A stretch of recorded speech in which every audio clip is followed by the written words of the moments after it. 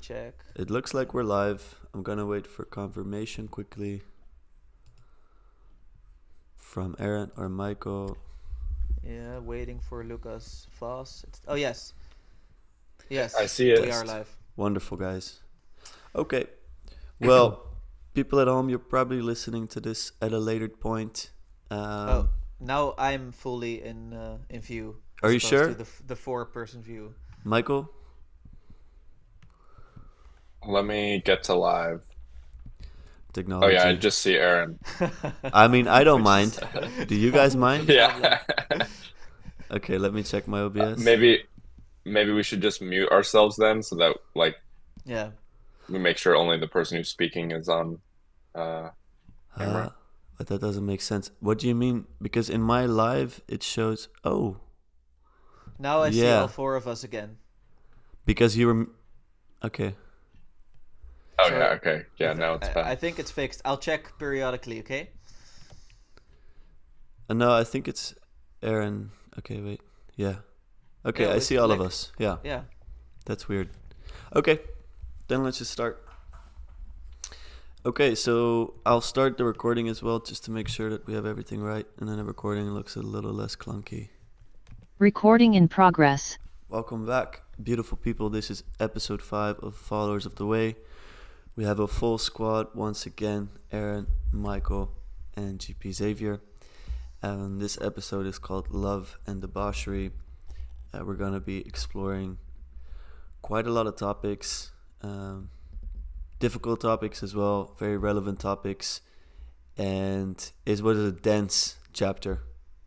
We had a 3-hour. Aaron recorded. I don't know how much of that you recorded yourself, but there was Bible books in between. Maybe it was like an hour and a half, 2 hours. But I really want to thank you again for doing that. Aaron was very helpful for me, as you know. I prefer to listen. And yeah, Aaron's going to explain a bit about how we're going to start this episode. So take it away. Yeah. And as for the stream, now I only see Michael. But so that might be something you want to fix in the meantime. Yeah. While hopefully everyone can hear us, and otherwise they'll say it in the chat. So what I think would be good for this one, especially because so many of the discussion questions center on it, is that we start off with a Lectio Divina, and or at least the, let's say, the philosophical fellowship format that some might know through Ran Lahav or John Vervaeke, who has been sharing this practice, which is greatly, mostly, predominantly inspired by the ancient practice of Lectio Divina, which is indeed sort of this divine reading, if I translate it literally from the Latin.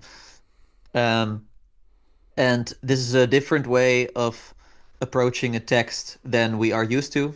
Usually we read silently to ourselves, and we try to get information.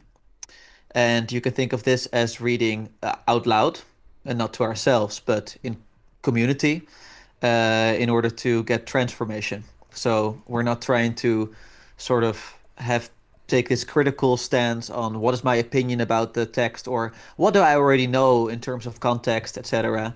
So we're trying to get out of the mode of being authoritative.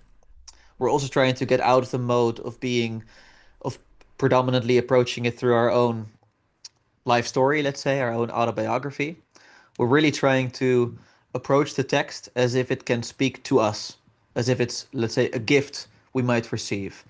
You can also think of it appropriate in my situation, but and I think if I dare say so, GP is the only one who's had experience of this, as of experiencing a birth happening, which is like it's just it could be this miracle unfolding in front of your eyes, sort of giving space to this new life, let's say, and that's what this engagement with ancient wisdom texts, such as this one, hopefully, could afford.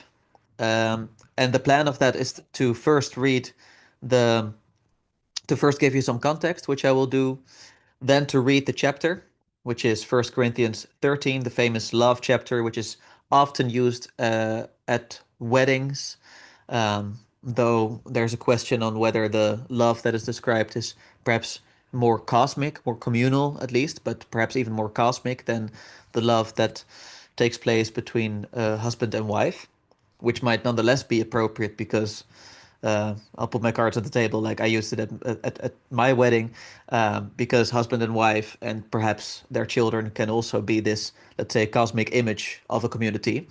And in that sense, it can still be appropriate, but it's good to read it in that context. Just to give some historical information first on the author, like we've been reading him for weeks now. St. Paul, obviously transformed on his way to Damascus when he had this vision of the risen Christ, asking, "Why are you persecuting me?" And Paul radically transforming because of it, and then actually becoming a Christian and wanting to start these Christian communities.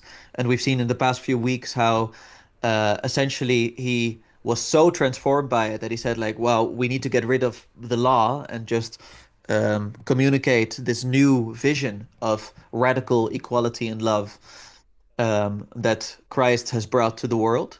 And he does so in the letter to the Galatians, for instance, and Thessalonians. And now he has to, let's say, um, correct some of that impetus, if I can put it that way, because he is also aware that his message of radical freedom can be misinterpreted, can be abused by people who can use it as a license for, as is part of the title of the chapter, debauchery, this licentiousness, right? In multiple ways. It can be sexual immorality, but it can also be in other domains. And essentially forgetting the central aspect, which is about love. So he wants to remind this community that whatever we do, that love should be central, and that actually does give us guidelines on how to live and doesn't just tell us like, oh, so now you can just do whatever you want and it doesn't really matter what you do because we are already saved through Christ. And I think that's the context in which to read this. And perhaps just one specific aspect, he talks about speaking in tongues, and that's just one key example of it, that there was this community in Corinth where people were speaking in tongues, many of them, but that had to do with sort of this personal relationship with God, where it's all about, okay, I'm able to speak in tongues, and no one can understand me, but I have this personal encounter with God, and that's one example that Paul uses where it's like, yeah, that's great, but if you have no one to translate for you, then this does not contribute anything to the community. And therefore, remember to love, because if I have the tongues of angels, could be great, like it sounds fantastic, but if I do not have love, then I am nothing. And that's essentially what he starts off with. So keep that in mind, and at the same time, perhaps try to think about the wider universal implications of this. So I'll read out 1 Corinthians chapter 13, starting off with the final sentence before it, where he has just spoken about the gifts of the Spirit, about all of us, like say a church community being one body, and therefore we're not all the same, but together we manifest one body. And he's spoken of the multiple gifts. Some are teachers, some are prophets, some are apostles, some work miracles, others speak in tongues, etc. And that's where we start off, and I'll read out the entire chapter, and then I'll select one sentence which will repeat, and that will I'll explain the protocol if that's okay. Interrupt me now if need be, but otherwise I'll start. Okay. And yet I will show you the most excellent way. If I speak in human or angelic tongues, but do not have love, I am only a resounding gong or a clanging cymbal. If I have the gift of prophecy and can fathom all mysteries and all knowledge, and if I have a faith that can move mountains, but do not have love, I am nothing. If I give all I possess to the poor and give over my body to hardship, that I may boast, but do not have love, I gain nothing. Love is patient, love is kind. It does not envy, it does not boast, it is not proud, it does not dishonor others, it is not self-seeking, it is not easily angered, it keeps no record of wrongs. Love does not delight in evil, but rejoices with the truth. It always protects, always trusts, always hopes, always perseveres. Love never fails, but where there are prophecies, they will cease. Where there are tongues, they will be stilled. Where there is knowledge, it will pass away. For we know in part, and we prophesy in part. But when completeness comes, what is in part disappears. When I was a child, I talked like a child. I thought like a child. I reasoned like a child. When I became a man, I put the ways of childhood behind me. For now we see only a reflection as in a mirror. Then we shall see face to face. Now I know in part, then I shall know fully, even as I am fully known. And now these three remain: faith, hope, and love. But the greatest of these is love. And for the sentence for the ruminatio, which is just a sentence we'll repeat now, we'll do 4 rounds of this. And you might want to emphasize a different aspect of the sentence each time when it's your turn. I selected verse 6, which is, love does not delight in evil, but rejoices with the truth. And perhaps we'll pick it up this way, that Michael will go next, and then GP, and then Lucas, and then I'll go again, and we'll do 4 rounds. So I'll repeat it. Love does not delight in evil, but rejoices with the truth. Love does not delight in evil, but rejoices with the truth. Love does not delight in evil, but rejoices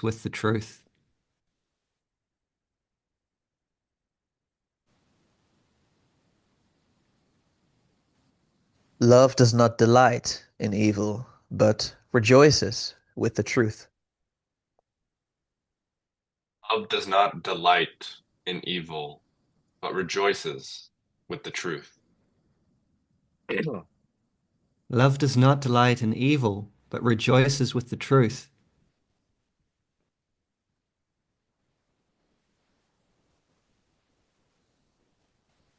Love does not delight in evil, but rejoices with the truth.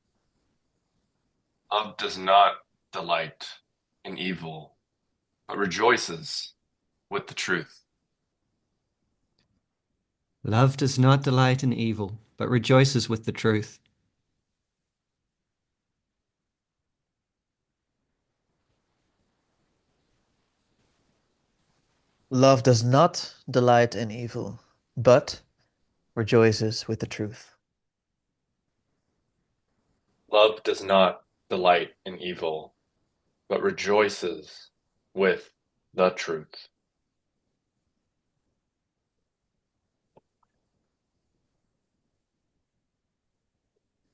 Love does not delight in evil, but rejoices with the truth.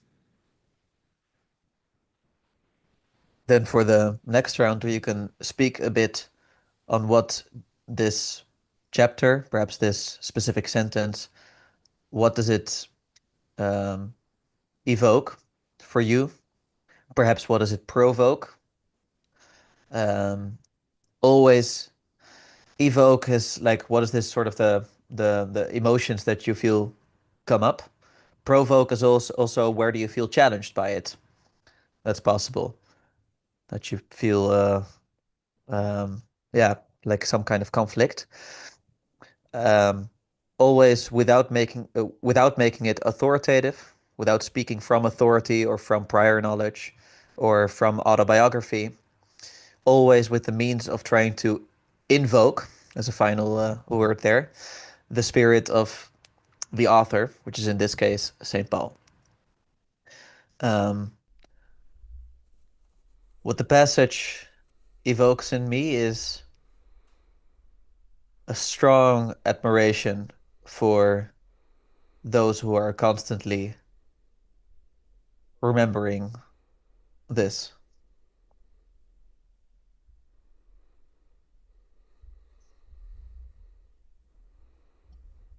What this evokes in me is,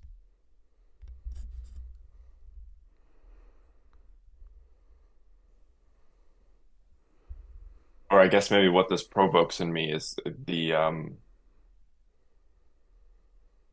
kind of base instinct to delight in evil and um, how that can be combated by rejoicing in the truth. What this. Oh, sorry, GP. Go ahead, Lucas. What this evokes in me is a remembrance of the goodness of reality that I hope to trust in. What this evokes in me, or provokes, is the question of why the contraries are evil and truth rather than evil and good or truth and falsehood.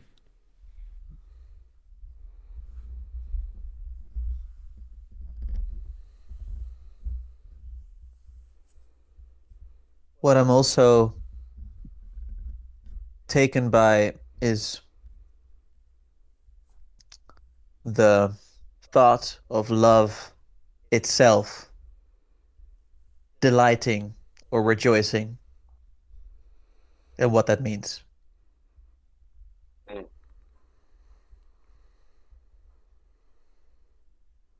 What I'm left wondering is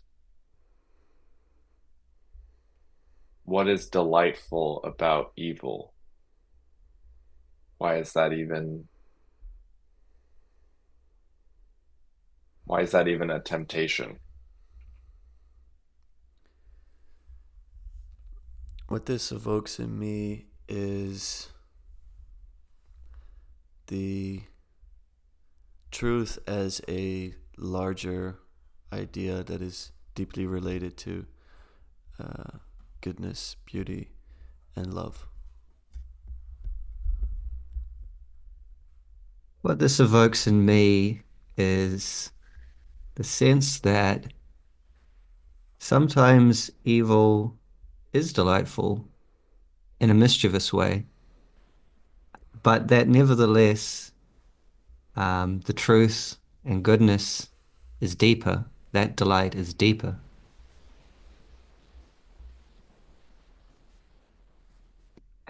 What I'm wondering and perhaps moved by is the thought and the question whether love and truth always coincide. And if they do, I have utter amazement at that and wonder for it.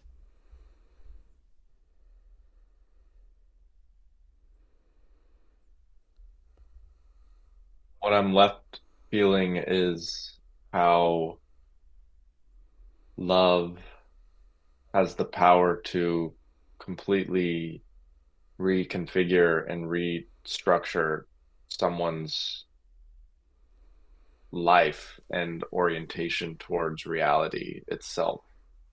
Uh, has the power to transform someone from delighting in evil to rejoicing in truth. That is pretty miraculous. I'm reminded of the irreducibility of love, that we cannot capture it.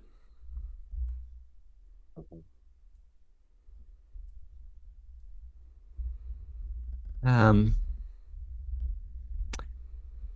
what it evokes in me is the sense that evil is, and the delight in evil is somehow illusory. It's not, it's deceptive. It's not solid. It's not grounded in reality. And a final round of this, I similarly was thinking about evil being connected to a lie and not to the full and whole truth. whereas love is.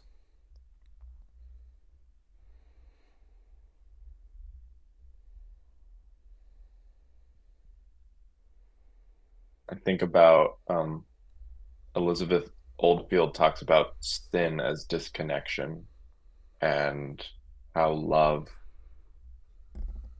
connects and it allows reality to shine forth in relationship.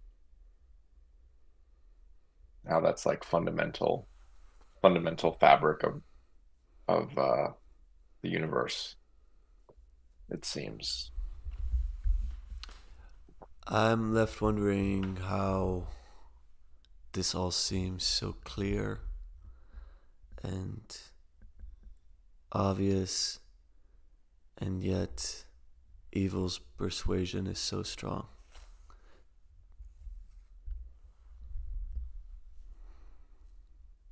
And I'm left thinking, on the one hand, how beautiful this passage is, um, especially if you feel it strongly.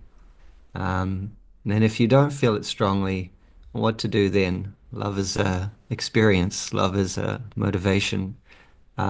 It doesn't tell you specifically what to do. Okay, thank you. And I think, as a brief matter of reflection, I think we can already get a sense of not just the text speaking to us, which we might receive as a gift, but also what each of us have to say. I'm at least very much appreciating, uh, in full admiration, what you all have to share. So thank you for that. For the next round, this is perhaps the most autobiographical round because you're free to now relate it to something of personal memory or something that perhaps this chapter, perhaps the sentence, perhaps what someone has shared just now reminds you of. Um, a way of sort of connecting to it, where you're like, yes, that's became real for me as I was thinking back to a previous part of my life. For me, I was also thinking about knowing in part and the expectations of knowing fully as you are yourself fully known, which is something that I don't relate to a specific memory, but to the just a number of instances where I became aware of that thinking of love itself was too overwhelming almost. It's like something that came sort of completely over me. It's not something that I'm able to box in as easily as some other conceptual categories. And then when I think about it, I guess that's also because I'm moved. So um, it becomes very emotional for me. I realize that indeed proper love, like this unconditional love, this cosmic unconditional love that Paul is speaking of, which will exist in eternity. It's the one thing that will sort of remain with faith and hope, and this will remain eternally. And at the same time, knowing that that means that indeed in that I am fully known.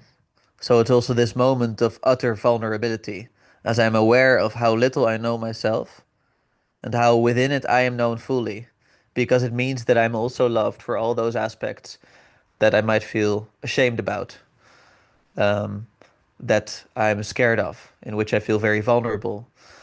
And precisely me feeling sad about that is then also transformed because I know that I am loved in that.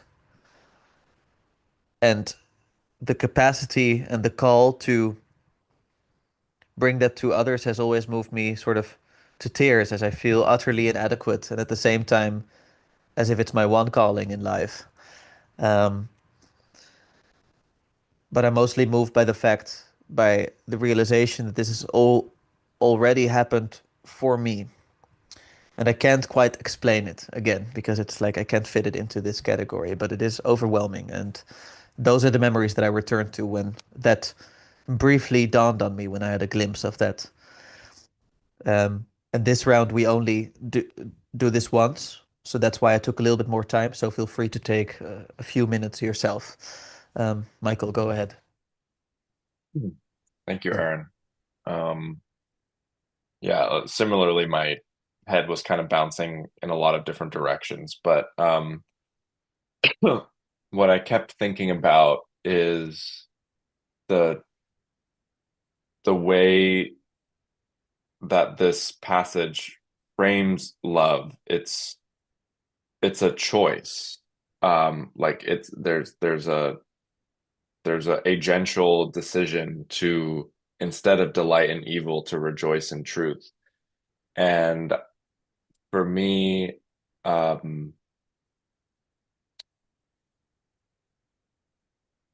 was thinking back to kind of my childhood, and it was fraught with a lot of trauma and abuse and things. And there was just this feeling that, you know, the kind of conditionality of love, and also this kind of feeling that I didn't really have freedom to place. I didn't really even know my own capacity to love, much less have kind of the freedom to place it where I felt called to. And then I had this experience in college of being in therapy and kind of having this, like, the kind of, for the first time, like really fully appreciated and seen, like almost in spite of all of the things that I was ashamed about myself, about my upbringing, about my faults, and all of that. And that experience allowed me to realize that, like, love is not something that you do. um I guess what I'm trying to say is, like, you know, rejoicing in truth, like truth is not just the shiny beautiful things. Like love is not dependent on something being, like, deemed as, like, lovable. It's like it's a decision you make to love something, um because you believe in its truth, which is just like realness. And you know, I grew up thinking that I had to kind of fabricate myself to be lovable. And then I had this experience of, like, kind of just being raw, and like being kind of broken and still being loved. And that's allowed me to, you know, now I'm in a relationship that's just started, but there's kind of been a lot of, from both of us, kind of just very honest, authentic sharing of where we've come from. And it's not all roses and wildflowers, you know. And I recently said I love you to her, like, after she, you know, she wrote me this, like, 4-page letter of, you know, kind of confessing a lot of things that she's never really done to anybody. And I hadn't really thought about it in that way until this um this moment of, like, there's, like, real kind of meat and bones, if you will, to that love, because it's not like I'm loving the honeymoon phase of this person. It's like I'm loving, like, who they have become through these, like, very challenging experiences. And, like, and there's a trust aspect too. Like, there's, I think, when you really rejoice in truth, there's, like, a trust in its sturdiness, and its, like, ability to um redeem itself, and its ability to, like, go through difficulty, and, like, it's kind of its resilience, its perseverance. And yeah, I have this, like, it's not always been there, but I definitely have this sense that like John Vervaeke talks about, like love isn't a feeling, it's like an ontological stance. Like even in an argument with your spouse, like you still love them. Like there's something that's underneath the feeling. Um, and I think that's the truth. That's like the truth of like this is what I have been put on this earth to do. This is what I've been divinely given. Um, and it's God doesn't choose a select few people to grant that ability to. It's within all of us. Yeah, that feels complete. Thank you, Michael. That's brave things to share, and I feel encouraged and inspired by them. Um, I am constantly reminded of how awe-inspiring love is, and whenever I think I've understood what it is, I don't. And I'm constantly confronted by it. Where I like the word that Michael used. I think evil is disconnection, which is quoted from Elizabeth, I believe, but doesn't matter. Always comes from somewhere. Sometimes I catch myself being disconnected, and you like know you're living a lie in some way. It's not really attractive, but it's convenient and it's comfortable.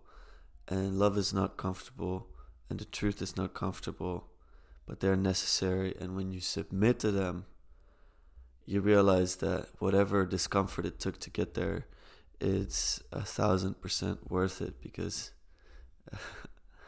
I think that feeling of submission, if I ever felt it, and I think I have to a degree, is it's so overwhelming your body can't even handle it, I think. So I'm grateful for that. As we talk about this, if we think about this, my trust and my faith grows in the goodness of reality. And like I mentioned before, somehow, some way that kind of simmers into the background throughout the week sometimes, and then I have to remember it. I'll stop it there.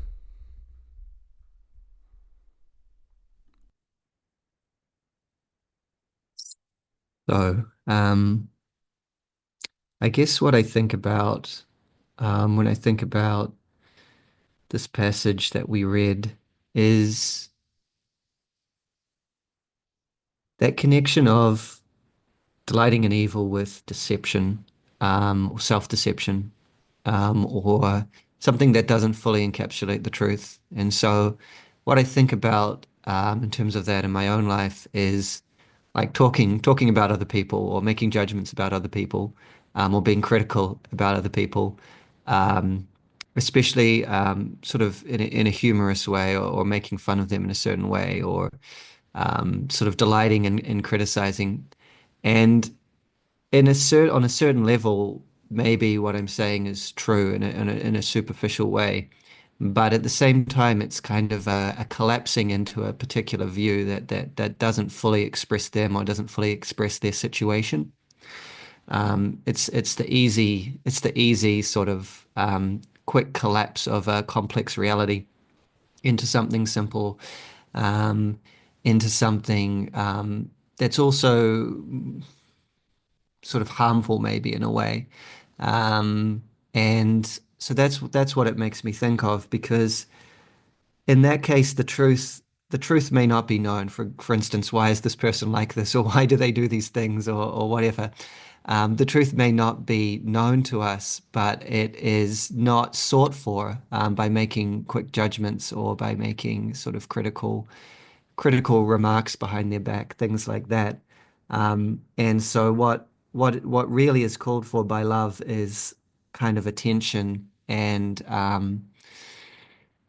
sort of being open, I suppose, being open to be surprised, being open to sort of receive new information, and being sympathetic also as well in outlook. And so when I've done that, generally it's been really positive. Sort of when I've taken that approach to people, sort of that open, attentive approach, which isn't kind of collapsing them into a specific version or view. So that's what it makes me think about. The other thing I was thinking about as you guys were speaking, and I really appreciate the things that you've shared, especially because they're so personal in a way, that those deep feelings of love and connection. In my life, I felt like I'm less prone to this feeling. Um, I don't feel I don't feel that I lack love for me, but I don't feel like I have a lot of love kind of coming from within me towards others. Um, and so but I feel that really changed when, as Aaron alluded to before, when my baby daughter was born. And then I just felt an immense amount of love for her and still do every day. And I think in her case too, it's like you can't really judge a baby. Like you can't really collapse them into a sense of like you're doing this thing, so you're defined by that because they're so like they grow and develop so fast, and thus and that love just prevents you from sort of doing that. Like you don't know their potential, um, even when they can't talk or walk at all. You have such love for them, and yet what are they on the surface? What are they superficially? Um, and so I think that's that real. So that for me was really important because it's not an intellectual transformation; it's an emotional transformation. And so that's what I was thinking of before when I said like if you have that feeling, that's good. But then if you don't have that feeling, what do you do? And so in that case, where I don't have that feeling, that's where rules rules and guidelines are helpful, which is perhaps what Paul is focused on in 1 Corinthians. Um, and then I think the other major source of love in my life, both going in and going out, so to speak, is my wife as well, where I feel like we share a really deep and solid love for many, many years. And and that too, I think, has been really, really helpful for me. So yeah, those was, I guess, some more. I was trying to sort of reach for the more personal reflections because I often have a tendency to be more abstract and philosophical. So those are the ways it resonates for me. Um, and then I'll just say one more thing, which is another thing that I alluded to in the initial reflections, which is that having said all that, I do feel more I do feel more like delight in evil, and this obviously sounds radical in a way, has a place. I think that there's a way that we can be. So, for instance, I spoke before about speaking harshly about others, judging them, etc. But in conversation, there's such a thing as wit. There's such a thing as, this more gentle, humorous thing that the person might even be hearing and laughing along with. There is a kind of evil. There is a kind of mischievous that is essential, I think, to life, and it can be grounded by a deeper love, um, by something that's not toxic, by something that's not wanting to harm. That's definitely my experience, and so I always want to push back or contradict things that I read. So that's my contribution there. Is that there is a place for that, I think. So yeah, that's my reflections. You just had to mess it up at the end, didn't you? No, just kidding. I had to. I had to. It was really wonderful. Thank you all indeed for sharing very personal remarks. This is now the round of, let's say, free play, where there's no longer any specific order in yeah. I just we just received the message in our chat. Every stream needs a trickster, so I think this is good. That's appropriate. Um, but there's no longer a specific order, but you're just free to respond to what other people have said or elaborate further thoughts you might have on the text as it spoke to you. Um, I'll just, yeah, like, I mean, like, there's so many ways in which I could start. And perhaps I should also say that if then at some point we want to make the transition to discussing some of the other letters or discussing the letter more in context, I think we can do so. So we do justice to the actual reading and the chapter we also read for today. But let's stay for a little bit longer with the attempt of the Lectio Divina to sort of invoke the spirit of St. Paul, um, and really try to get a sense of what must have been working through him as he was writing these words down. And I was immensely helped by some of the things that were said by all of you. Much of it did sort of have this sacrificial element to it in all your stories, which had the proper sense of sacrifice, because I think we sometimes praise it as this wonderful, great thing, which it is, but it also, like, I think we confronted it with all the difficulty that's part of it, and we were very honest about that.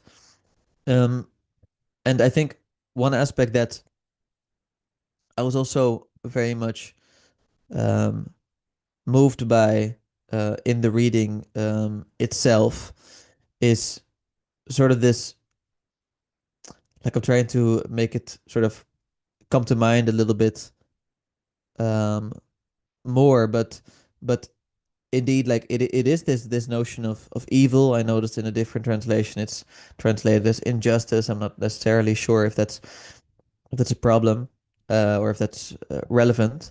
But I also thought of the verse right before the one we discussed, where it said that love is not easily angered, which might relate to what you said, Gabriel, because it doesn't say that love is not angered.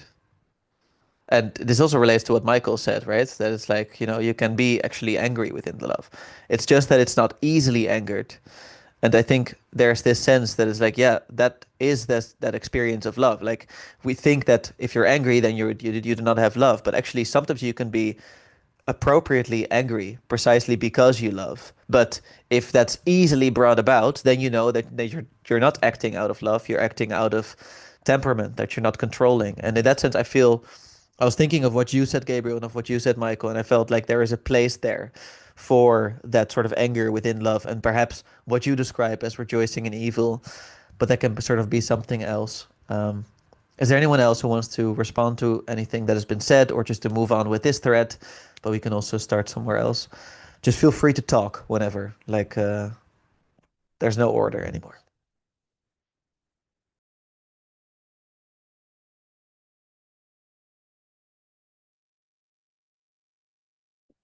Yeah, I kind of I maybe I'll can weave in what you just said, Aaron, but what the last thing GP said about kind of humor being a sort of evil and that being like an important part of relationships. That's definitely something that I have realized as I've gotten older. Um, and I think I'm curious what other people think, but like my theory is like the the kind of main utility of humor, especially kind of that like teasing, kind of poking fun humor, um, is it breeds humility. Like, when someone can kind of poke fun in a like a spirit of love at your faults, or at kind of like, you know, it just kind of like takes you down a peg, and I think it can connect you more to reality, instead of we kind of all have a temptation to I don't know, have airs of superiority around ourselves, and kind of think we're greater or better than we really are. And I think the people in our life who love us the most can see us accurately. Um, and to do that is actually a pretty skillful thing, because it can very easily come off as condemnation or patronizing or infantilizing or whatever. Um, but to be able to do it in a spirit of love, I think, um, and then for the person to respond and not be easily angered by that, right? To be able to see kind of what the humor is doing, and kind of where it's coming from. I've I've s- I've just seen in my life personally, like the relationships where, it's either it's a partner or it's friends who like can't can't kind of see that the humor or the jokes is just a joke, and they really take it personally. Like those relationships are very hard to to maintain and to deepen. Um, so I don't know if that's like the most profound thread to continue to go on, but I thought it Yeah. was interesting, and I thought it was kind of important Yeah, like as well. one addition to what you said, because I do enjoy this. I think that this is a good thread. Though feel free to open other ones. Like in the discussion questions from the chapter, in the questions for discussion groups, and then the last section there, right before questions for Christians, where it's about love, it says, and this reminded me of humor and humility, what you shared, Michael. Read First Corinthians 13 in the context of well-meaning people who are also very status conscious and want to dictate to each other in the name of God or goodness. Keep in mind that, quote, faith, unquote, also and above all means, quote, trust and, quote, loyalty. How does love influence how we deal with status, hierarchy, rules, and order? What do you think of the idea that for Paul, love is a choice for, quote, conscious naivete, unquote, basing your actions on the goodness in the beloved? What effect does that have on you? What effect does that have on the other person? How does that change your communication? So as I was reading through that, or reminded of it, let's say, because of what you shared, that humor has this challenging and correcting effect on those of us who are very, all of us, let's say, in moments when we are very status oriented, when we take ourselves too seriously, when we stand in the way of proper connection. And it's just this moment where you're like, oh yeah, I shouldn't take myself too seriously, let's say, which then opens up, which indeed humbles you a little bit and then opens up this possibility. So thank you for sharing that. Like, I thought that was a good one. And perhaps indeed it could connect to what Gabriel said, but we'll have to hear from, or GP said, I have to hear from the man himself. Yeah, I like those reflections a lot. I think humor's an interesting case in many ways. I think that so thinking of a couple of examples, like one being sort of making fun of a friend in a way that they're receptive to, right? And another one of making fun of yourself. I think in both of those cases, there's an ability to transcend yourself, especially if we take the case of making fun of yourself. Um, because there's a part of you that's being made fun of, but there's a part of you that's actually generating the joke, that is able to step above you and sort of delight in that. So there's a self-transcendence, I think, in humor. And of course, also if someone's making a joke about you that you can appreciate, the same thing is happening. There's a self-transcendence there. I think I'd sort of maybe put more emphasis myself on self-transcendence rather than humility, but that's maybe just the worldview that I'm coming from.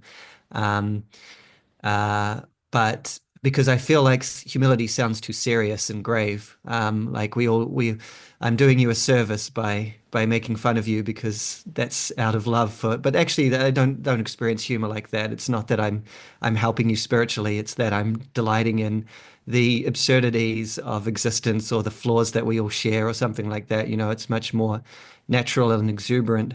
Um, I Can think I just that briefly challenge that? Like just that yes, go point ahead. where I'm like, Yeah. okay, I kind of feel like at least I always feel that humor is this, it's like this risky, like it's like thin ice. Yes. So exactly what you described, like I agree with, but at the same time, you also kind of like you have to be really mindful of like, wait, I want to make this joke, but I'm kind Yes. of aware of how this could land, right? And you're kind of like just doing this balancing act where you're like, no, because and that's kind of what I mean. Like I think there is love there, and you're not just like spontaneously just. I mean, sometimes it can be that, but then you can also forget about what purpose it actually could serve. So that would be my challenge to Yeah. what you said. Yeah. No, that's a good challenge. I'll tell you how I experience it, and I'm sure that people experience it in different ways. But for me, I think that if it's someone that I do care about, that is just taken as like that's a given. My care for them, my love for them is a given. And so what's more conscious for me is like the the what would you say, the skill to avoid that offense, right? Like I think that's what you're alluding to, right? Like you're sort of on thin ice. And so the delight is not only in this kind of self-transcendence, um, but also in this the kind of skill that you need to do that, the cleverness and so forth. And so um, is my experience that I'm sort of being restrained by love? No, that's not my experience. Maybe that's going on in a deep level. Because again, I don't feel that conflict. Now, where I would feel that conflict maybe is with someone that I'm more ambivalent about, right? Like someone that I am not close to. That's annoying me. Then there might be a clear sort of conflict within me about, like should I do this to hurt or should I do this to help or whatever. I don't know if that fully responded to what you were thinking, Aaron, or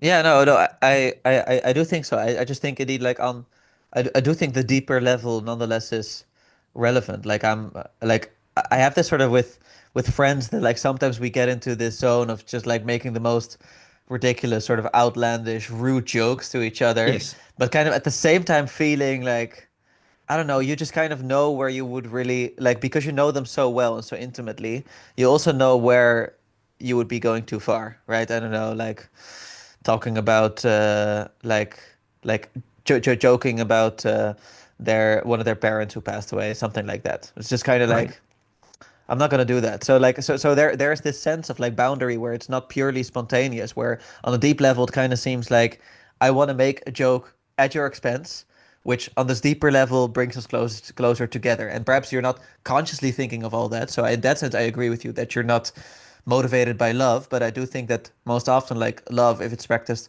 well, it's not this constant conscious activity. It's kind of like more indeed this whole deep transformation of the self through which you then act. So it's like something that has already transformed you. By the way, I also think that Paul is doing this, that he's like, are you not realizing you've already been transformed?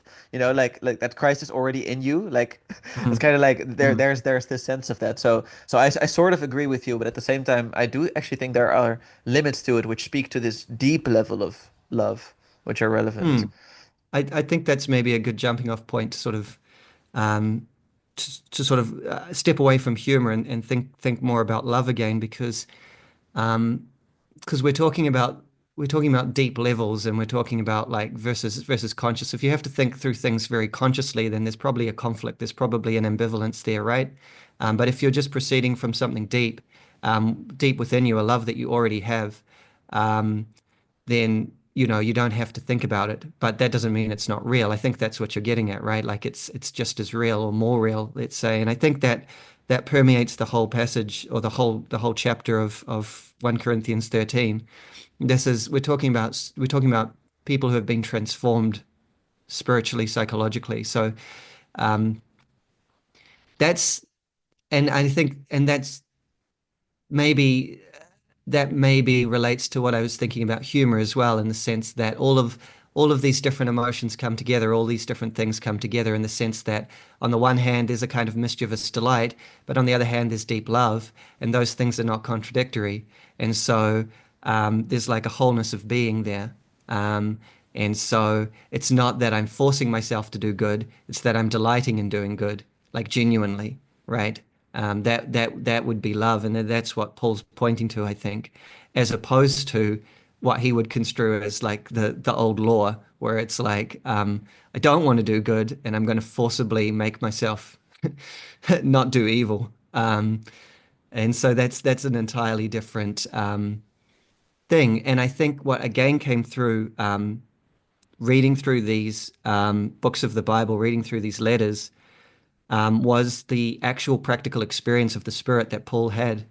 Um, I think that's been a huge learning through reading through the New Testament so far, is that it's not an intellectual system so much as it is an elaboration of a deep experience.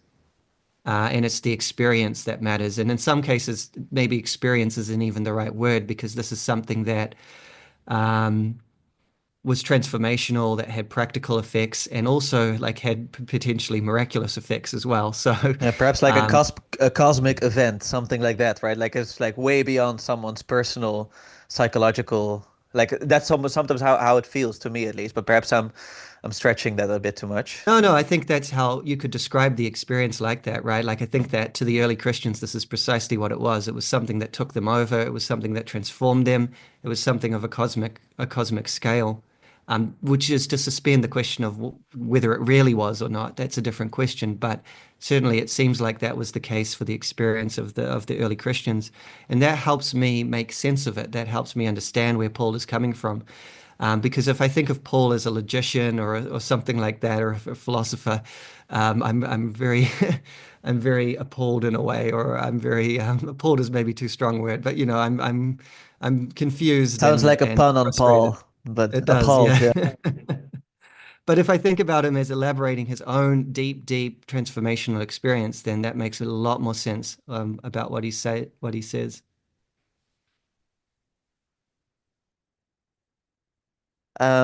So I think like we can either continue this or we can sort of transition to talking about the chapter, including all of the letters that we read for today. But if someone perhaps has more to go on with in terms of what we shared, I guess perhaps like one thing that came to mind that I just like it's a side note, but nonetheless it feels relevant to the sentence we shared.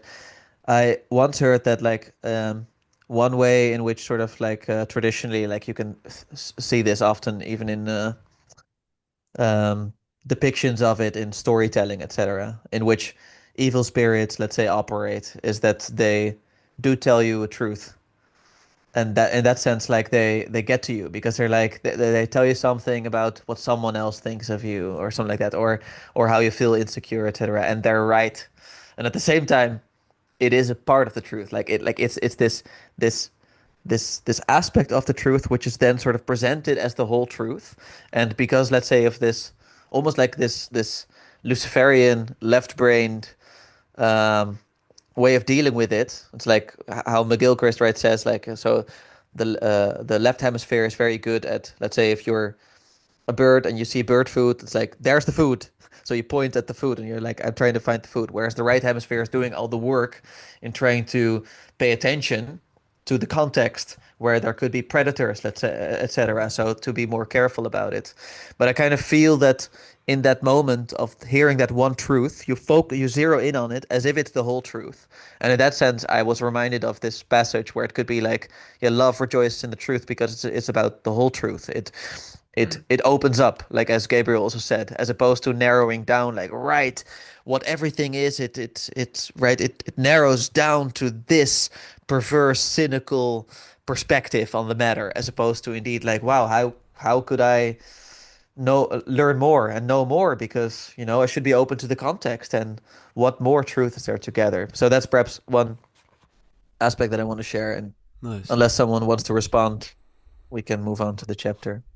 I just want to jump in to sort of what's the word, like even strengthen that further, Aaron. And maybe you were thinking of this when you said it, but it's like um, it goes right back to the snake in the garden, right? Talking to Eve, like what the truth that's presented is on the surface true, um, like she says, God said to me, you'll die if you eat the fruit. And the snake said, you'll not surely die, for God knows that when you eat of it, your eyes will be opened and you will be like God, knowing good and evil. It is true. It's not inaccurate, but it's not the whole truth. This is a critical aspect of it missing. So Yeah, that's fair. really deep. Yeah. No, yeah, that's great. I hadn't connected it to that at all, but that's great. Um, and speaking of controversial ways of connecting to the sins of Eve and the tributes, let's say, the honors of Adam, etc., and his virtues, we can talk about the Pauline letters because he does so. At least it's thought to be him. Because at least like I remember it being in I think the letter to Timothy where he talks about gender hierarchies and debase it upon the sins of Eve, etc. That's something we can get to. Um, but perhaps we should start off a little bit with general thoughts about the chapter. And again, like we can relate it back to everything we talked about so far for the context of First Corinthians 13. Um, Perhaps just a few things indeed, like have to do with, okay, a very specific case. I already mentioned the speaking in tongues, but also the sexual immorality, such as the young man committing adultery with his father's young wife.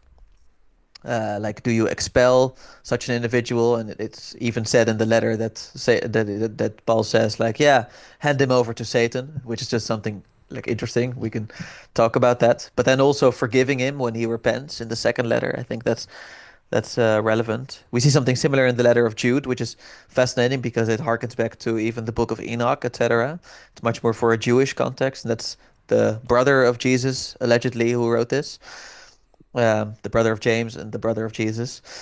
And then the letters Titus and Timothy are not written in a Pauline style, but could have been written, let's say, via him, or let's say via a ghostwriter for Paul, perhaps Titus and Timothy themselves, about restoring order in Ephesus and Crete. And then Second Corinthians, Paul sort of responding, almost saying, "I still love you," to the community at the Corinthians, but also kind of interestingly, and this perhaps does relate to what we shared in terms of, delighting in evil. Like it really seems like Paul was poking fun at the what he calls super apostles, all right, and being like, yeah, well, sure, are they so great? Well, just look at me. Like I'm actually quite excellent, but that doesn't matter at all. It's all about actually in my weaknesses that I can get closest to Christ. So I think there's lots to discuss. We can just take it chronologically, but perhaps people first want to share what their thoughts were on the chapter and on the letters. Like what's stood out besides what we already discussed, perhaps. Lucas, you start off, perhaps, and then Michael, and then GP. Well, I'm a bit troubled by some of it. I think it challenged me a lot. I also think it doesn't completely coincide with kind of our modern views on. Well, let's zoom in particularly on marriage, for example. I think I remember correctly, and it's been a while since I read or listened to the works, that marriage is almost seen as this thing that do it if you really are not able to be childless and like me, like Paul, let's say. And I think later on, marriage in a Christian tradition becomes something more to strive for in many ways, and so I struggle with that because, well, do I struggle with it? I find it interesting to see that development. Let's say that's the main thing that stood out to me. That why did that change? Why did our view change, or at least part of the Christian tradition seems to be different on that view compared to Paul? And what does that say about the authority of Paul? Yeah. That's, by the way, just to flag that. Like, I also want to discuss that because it seems like lots of this is written in the context of Jesus coming back soon, like in a few years, perhaps a few decades. That's a But very good side note. you Thank know, you. and that's why, like, why get married now? And so you can imagine why it became more prominent. But at the same time, I feel like, is that a flaw? That all of them, including Jesus himself, expected this coming apocalypse, end of the world, etc. Oh, Uh, yeah, so, so I'm just saying, like in general, I think this is a good topic to flag. But yeah. yeah, Well, thank you so much for that side note because it maybe immediately solves all my questions. But I just wonder. I always think Jesus is more mysterious than all of that, and I wonder if Paul is too or not. Michael. Hmm. I think the most interesting tension that Paul is kind of trying to address is the idea of like everything is permissible and how that just gets abused left, right, and center, and how I think much of what compelled him to write the letters in the first place is kind of like trying to uh maybe refine or put some more nuance on what he meant by that. Um, like I have written in my notes like where he says, "I have the right to do anything, but not everything is beneficial." Um, so there's like a tension between choice and the right choice. There's something about love that is not simply the freedom to choose. It's like an orientation towards you know something transcendent. And there's kind of like the idea of love being like kind of going back to Corinthians 13 that we read, um like I was wondering like why did Paul feel the need to even say love does not delight in evil? Like isn't that something that's it seems kind of self-evident on one hand that like yeah, of course, like delighting in evil is not love, but I was thinking like how could that be something that can be conflated for love, or how can people find themselves there? And I think, and this is kind of addressed in the letter of Jude, of like the passions of the psyche versus the Holy Spirit. Like, some people um who become impassioned with destruction or evil or power, greed, um, and they feel this kind of like energetic pull towards that, and they think, you know, every dictatorship has had some utopic vision of the future, right? And so it's like you think that you're doing it out of love, but it's really like a distortion. So I think that that idea of um there actually being certain constraints that need to be in place for love to fully flourish, I think for me was and what exactly those are. And I think there are some constraints that Paul offers that I would disagree with, or that I have like issues with, or sounds like Lucas feels similarly. um but I think there is a lot of truth in what he's saying that I think is interesting.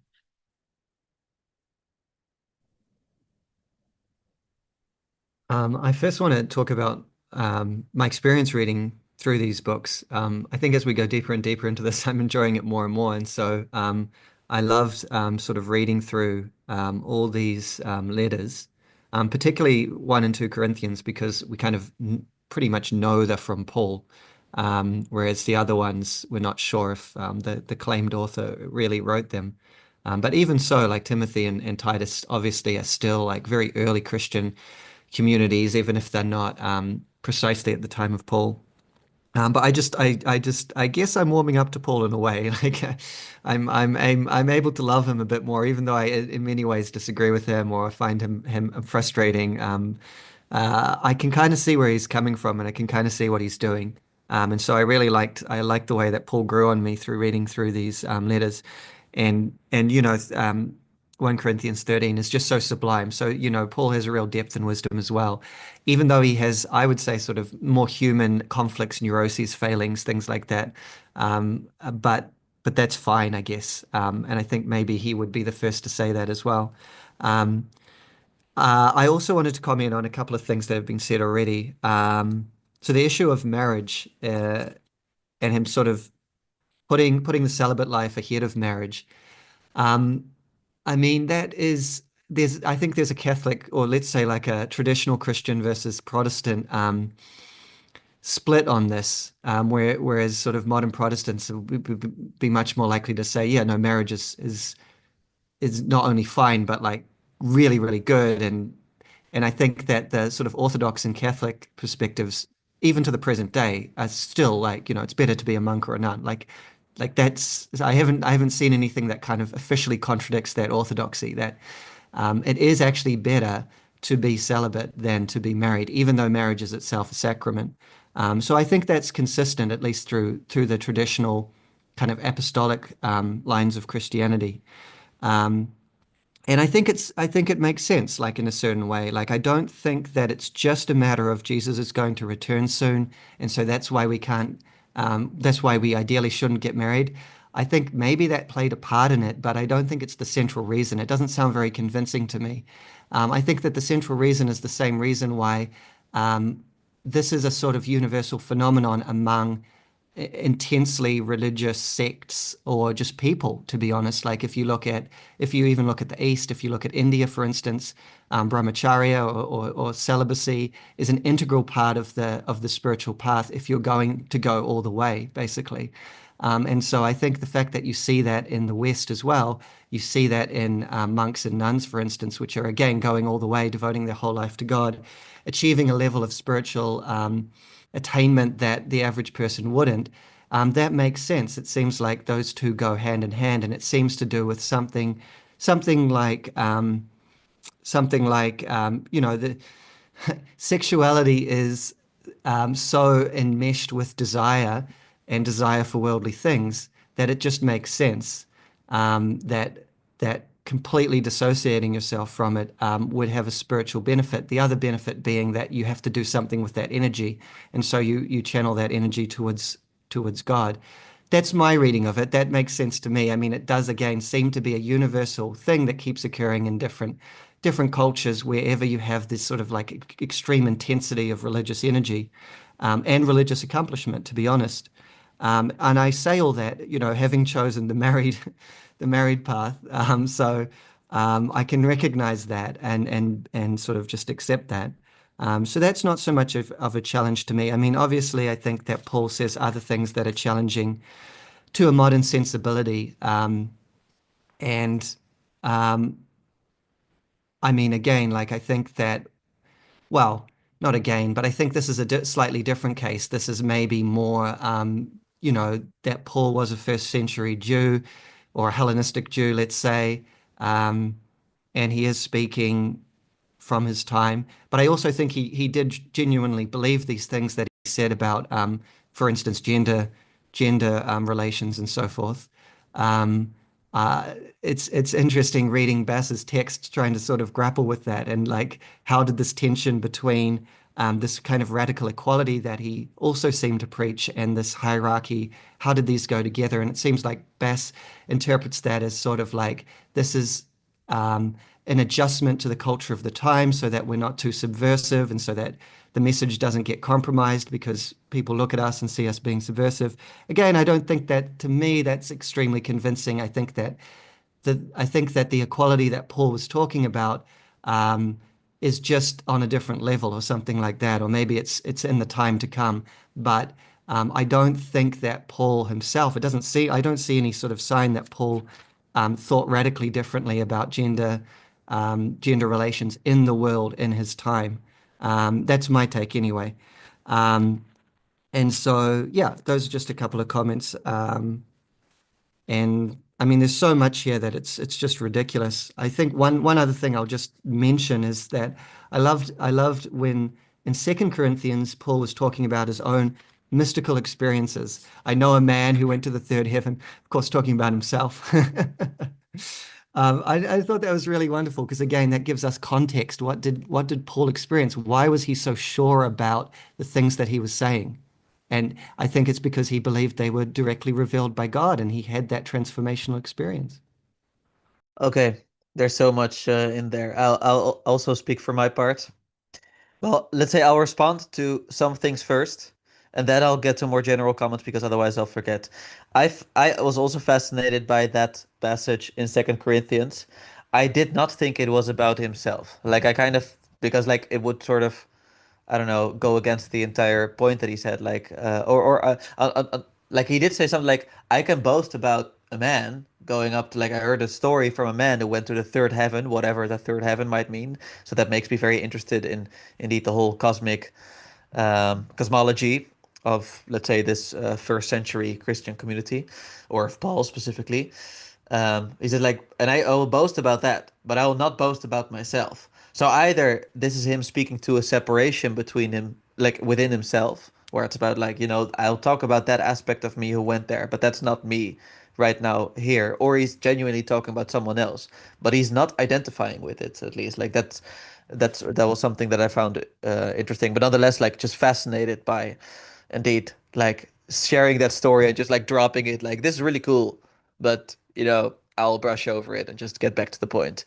Um, as for the gender stuff, like I do actually think, like at least I'm also struggling with it. Like I think lots of what GP also said like rings true, because whenever he gets to very practical advice, he does not say like, oh, just do whatever you like, even though at the same time there's something to be said against that.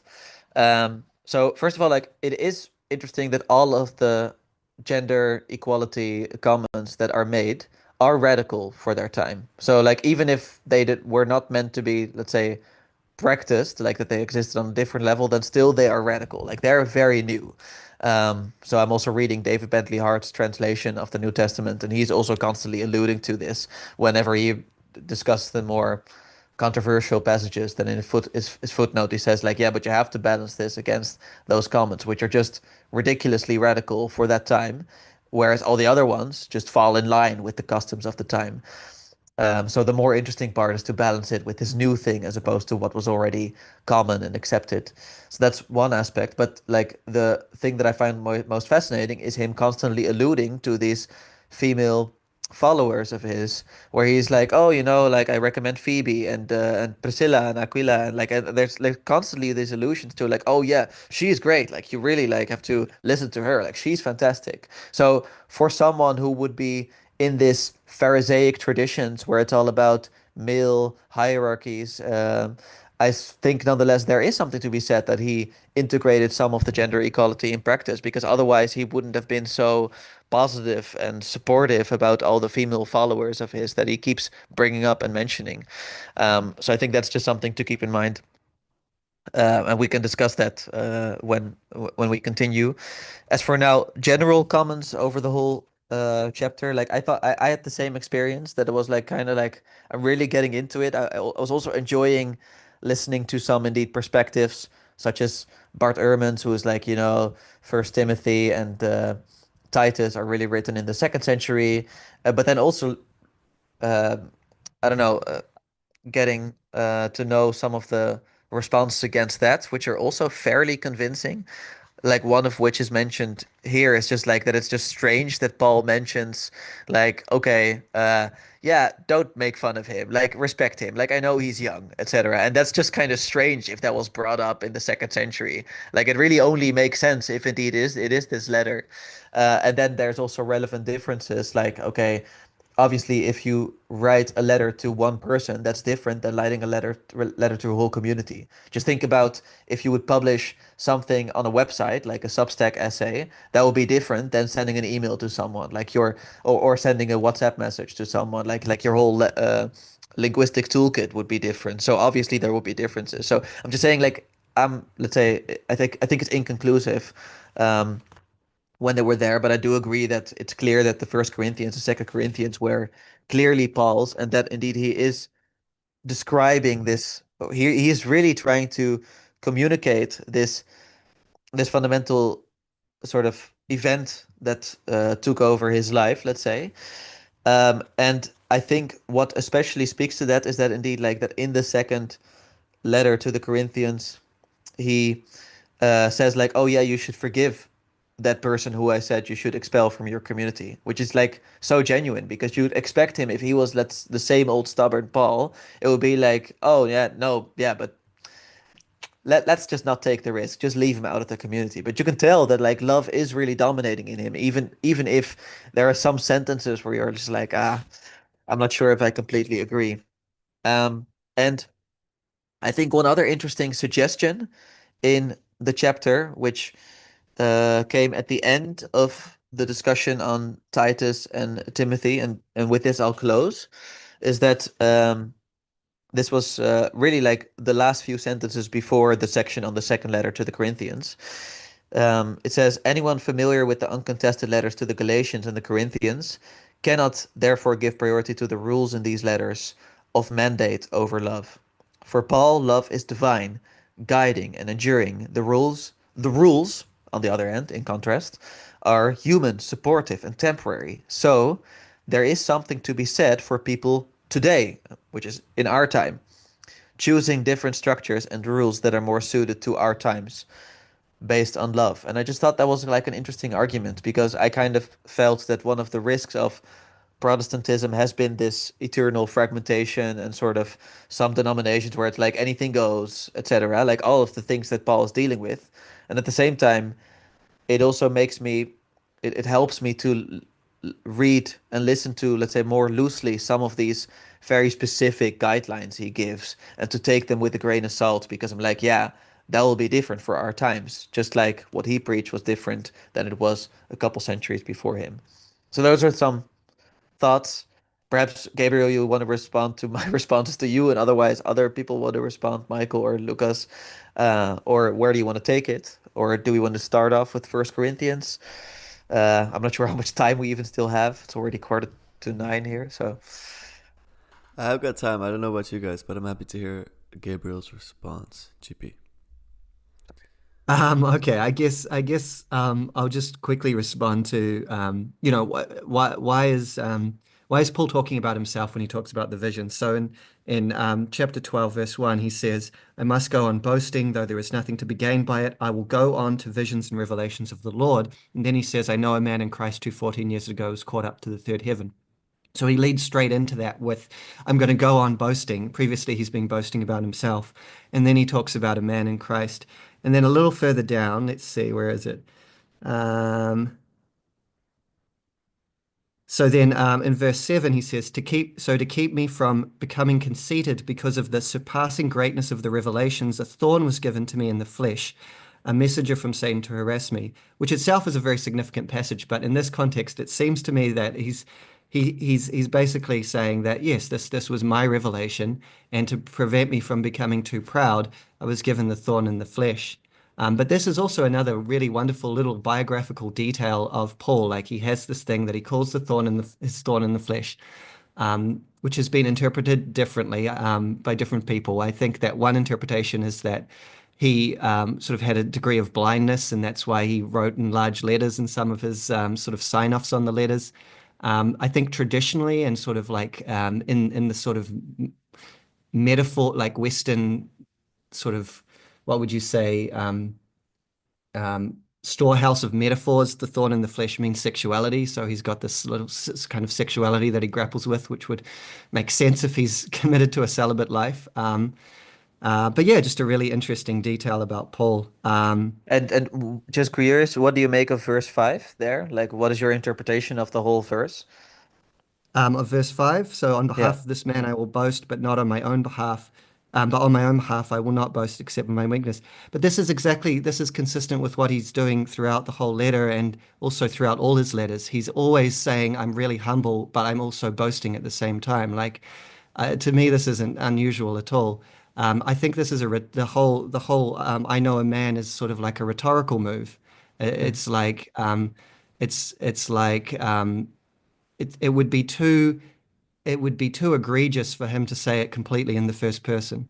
But he feels compelled to say it because he feels challenged Yeah. by other people. Yeah. No, I think that's likely. I just think like it's just I nonetheless think it's odd that he says like, but I will not boast about myself, you know, like which is just like it seems like such an absolute statement. Like I will boast about someone like that, but I will not boast about myself. Like it seems like this stronger dissociation than okay, now I'm bragging about myself and now I'm humbling myself, you know, like it's kind of like no, I know, yeah. but do Uh, you see that this is also the same dynamic that he usually engages in? Like, yeah, this is I what admit. frustrates me about him. I'd much rather, this is the Nietzschean side of me, I'd just much rather him just say, I got some great revelations and that's really awesome and I'm great because of it. Like, like that would be much less frustrating because in this way we have to say, like he wants to be acknowledged, but he also wants to be really humble at the same time, and those things just conflict. Like they just clash with each other. Yeah, I'd rather he be one or the other. cool. Thanks. That's clarifying. And what did you think about the gender equality aspect?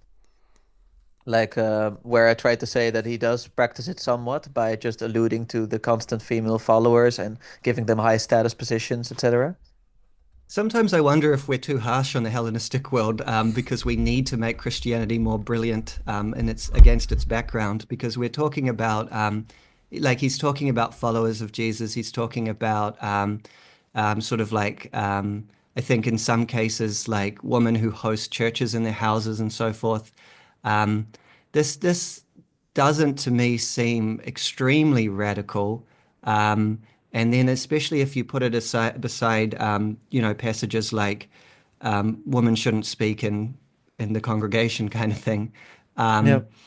Which it seems like in his text Bass sort of suggested was maybe just an interpolation, and I wonder if there's any textual evidence for that beyond Well, just the he doesn't clashing. suggest that. He suggests he says that some scholars suggest it, but I know that he himself actually thinks that it is authentic. Oh, okay. Um, Yeah, my like apologies. no, that's it's okay because like I asked him specifically about this passage, and and what he thinks is the case is that he's not talking about women generally, but specifically about female spouses who are like, if you if you get into the dynamic where in a congregation, um, female spouses speak up against their husbands when they're talking, then you can kind of see this awkward tension where it's like you should really deal with that in your own homes and then deal with your disagreements and not do that in front of the congregation because it will sort of be this perfect storm of like, oh, like people will start gossiping about you and it's just like, so you want to keep the union of the family in the family and really try to deal with your issues there. And then, so therefore spouses shouldn't speak up, which is not to say that women in general shouldn't do it because it directly contradicts what he says earlier, where it's like, women could pray, but they should be wearing, something on their head, etc.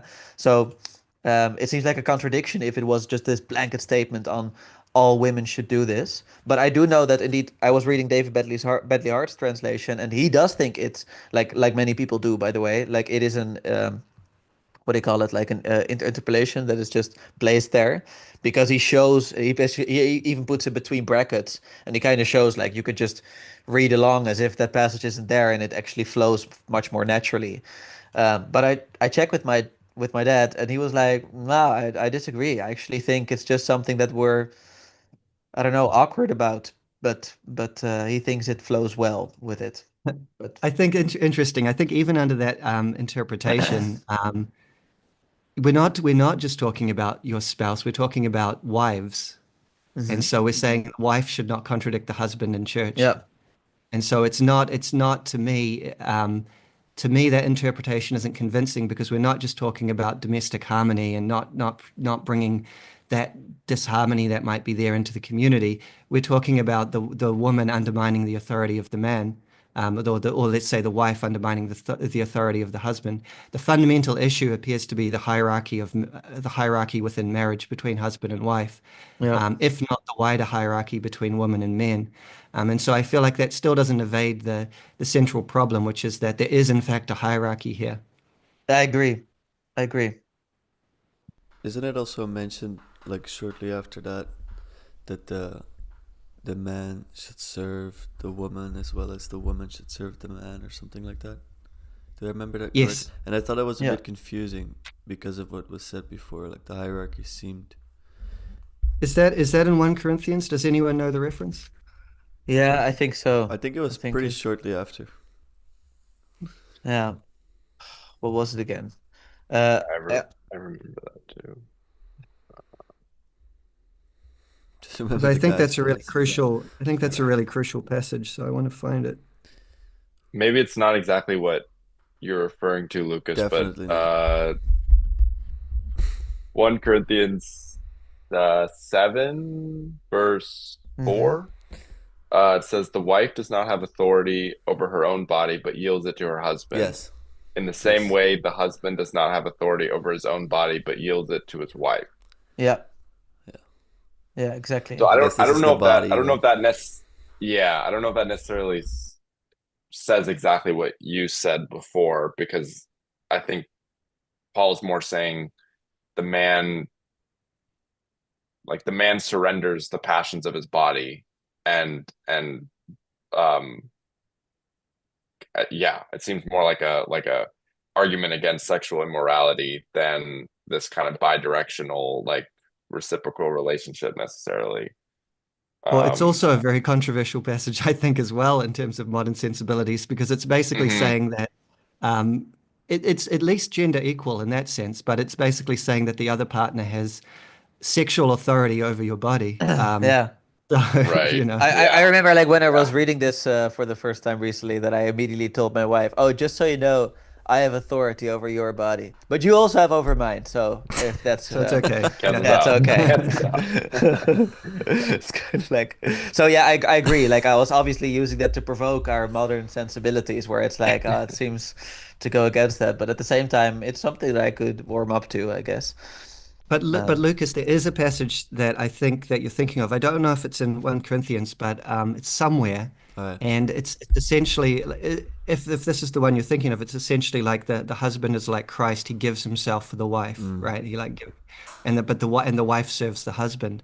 Um, but note that those are different. Like there's a unity, there's a coming together, there's a harmony, but that they presuppose different positions. The husband is higher, and so he gives himself, and then the wife is lower, and so she serves, and so they come together. Um, Yeah. and it is a harmony, like that is a good way. If you have a hierarchy, that is a good way to manage it, and maybe the yeah. best way to manage it, rather than have one dominate the other. Yeah. I'm a bit. When I think about also Adam and Eve, um, you know, Eve comes from Adam's side or rib or Yeah. whatever that may be. Does that make Eve lower than Adam? I don't think so. I think the feminine and the masculine are by necessity in Hmm. balance with each other for some, you know, Well, cosmic reason. I don't know if you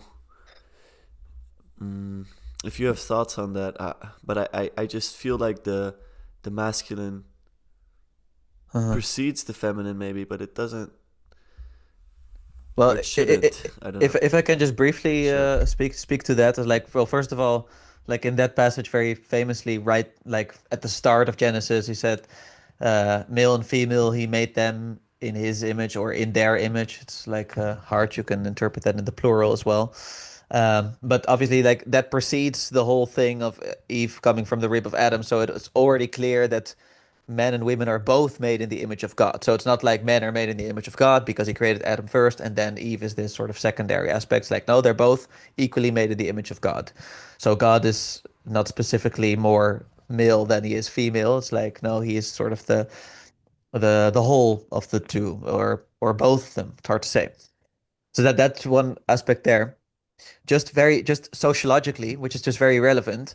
Like we're speaking of a time here, like in Paul's time, when men were about 25, 35, and most women were 15, like when they were engaged in marriage.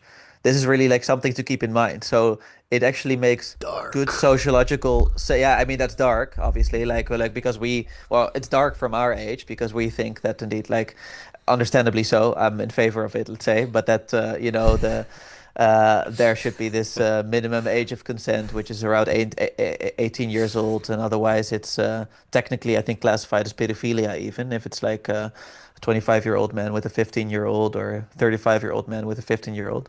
But for that time was completely normal.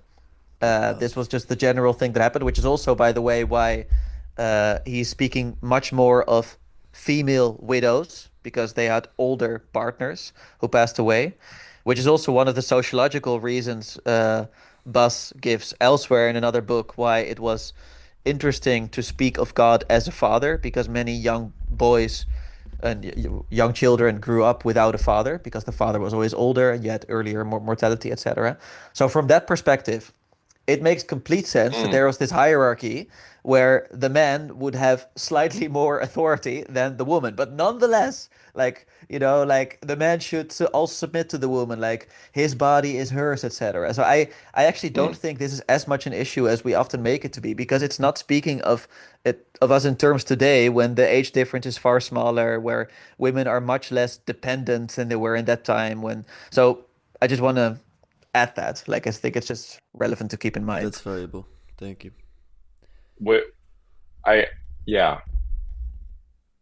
like I agree, but I guess also what I'd be curious to know is like kind of which came first kind of thing. Like did the kind of you know, higher kind of this hierarchical uh viewpoint of kind of the wife serving the man, like was that did that precede then the kind of social norm of this like wide age gap? Because it seems like if that's the case, then like that's kind of downstream from this more fundamental um view on how women and men relate. Um, but if you know if it isn't, then it is kind of how however that social however the norm of that wide age gap came to be, then it would follow that there would be that hierarchy. Like it would almost be weird uh for it to be egalitarian when you have a child and a grown adult.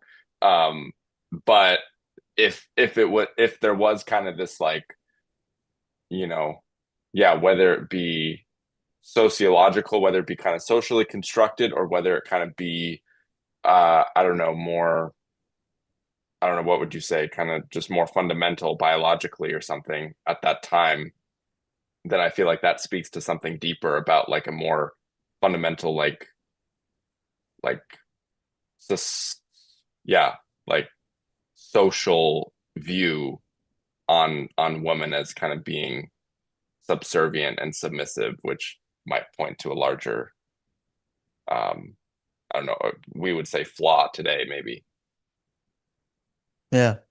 Yeah, I mean, I don't know. I think the tradition was like it wasn't like we read nowhere in the Bible, by the way, husbands, your wife should be 20 years older than you. Like it really seems like it was this thing that was always sort of the case, which makes sense to some extent, because they were just thinking about when is a woman fertile. And the man was fertile for far longer, but he also needed to be independent, and he wasn't at age 15. So it just makes sense from that perspective that it's like, okay, that's just sort of what came about. Because there was no, like, these are not modern people. Like, they don't think about, oh, like, we should both have a job in the public world, etc. And we go to school together, etc. And then we go to university together. We might meet each other there. Like, it's just like get those categories, let's say, out of your head. At least that's what I tell myself when I'm trying to read some of this. I also think, like, by the way, something you said before, GP, like I'm actually not at all harsh on the Hellenistic period, because indeed the Stoic and Epicurean communities had very much men and women, let's say, involved in their communities. So I know there was much more gender diversity there um, than we often think is the case, and that Christianity came up with this revolution, let's say. But I'm comparing it to the Pharisaic communities, and I think we are right to be, let's say, uh, aware of just the patriarchal constitution of those, which is different than I think the Epicurean or the Stoic communities, which were much more diverse and varied and less hierarchical when it came to gender dynamics. Um, I don't know, just some thoughts that could be relevant. But we could maybe also move on to a different subject matter. Like there's so much more than just the gender dynamics. But maybe Well, GP, you it want to is respond? spicy, so GP, anything left in the tank? No, no, I don't. I don't. I mean, obviously we could keep talking about this for a long time, but I agree that maybe if there are other topics that we'd like to cover, um, we could move on. I guess I'll just quickly respond to your last point, Aaron, which is to say, I take your point. Obviously, the Pharisaic communities were maybe a bit more strict, and so in that sense, that's true. However, these communities of new Christians were that at least that we're talking about, sort of in Greece and so forth, or in Asia Minor. Um, aren't sort of in the heartland of Judea, so they are really much more kind of cosmopolitan. And so I don't know if applying the same standard is No, relevant but no, there. but I mean with regards to Paul. So not with regards to the Mm. communities, but that Paul himself seems to be totally Oh, okay. okay. That I he see. isn't Yeah, constantly saying like, no, no, no, no, that's not right. That's not how I'm I see used what you to, mean. Yeah, like more in gotcha. that. Because Yeah, I do yeah, yeah. agree that obviously those communities might be different, like Crete especially, right? Like, Hmm. yeah, I think that makes sense. But yeah, you're right. It's also like that's Paul adapting to all these communities. So I totally think like I don't think he indeed introduced in those communities like wild gender dynamics that were entirely new. Hmm. Um, but it is interesting that he says like we are all one in Christ, male or female, free or slave, Greek or Jew. I think that was radical nonetheless. Um, Hmm. Hmm. but anyways, but those are words, but still. Anyways, okay. Um, yeah.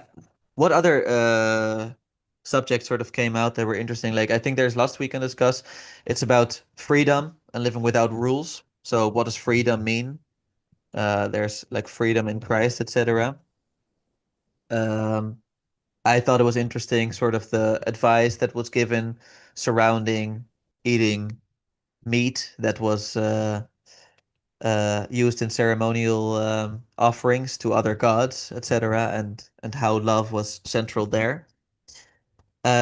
Obviously think the chapter 15 is also fascinating in First Corinthians about the resurrection, where he just states like something we haven't discussed yet. It's not in the Gospels, but where he just says like, "Oh yeah," and then he appeared to 500 people. It's just like, no, he first appeared to Peter, then the other apostles, then to his brother James, and then to 500 other people, and then eventually to as if a stillborn baby to me, or something like that. Like I'm sort of paraphrasing a little bit. But I think that's fascinating. And then he says, and that's definitely a subject matter which is interesting. He says, like, our faith depends on this. If he did not resurrect, then our faith is in vain, which is Yeah, it's a good line. controversial That's a good line. statement. Yeah, but also like it's a strong line. So I'm curious if everyone agrees with it, for instance, or and if I so, do. why? Yeah, Well, otherwise tell us, Lucas. it's just can you repeat the line? It's the fact that if the resurrection didn't happen, then our faith is in vain. Is that what it is? Yeah, Yeah. yeah, that's more or less it. Like I'll look it up now, but yeah. If this Why does is that ring true to you?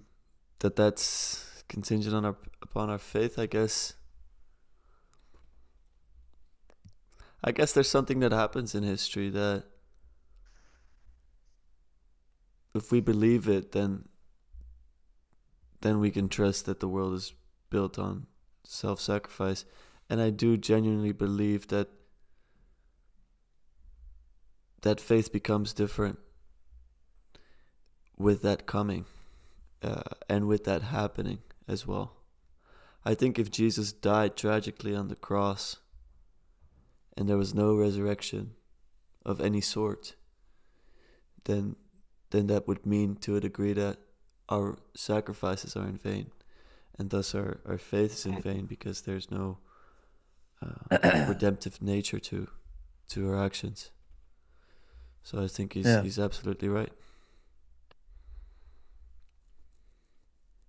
And what he says too in at the end of 1 Corinthians, I'm not there now, so I don't want to flip to look for it exactly, but at the end of 1 Corinthians 13, he says, um, like now we have faith, hope, and love, but the strongest of those three is love. Like I think I think all of those are contingent upon the resurrection happening. And I feel like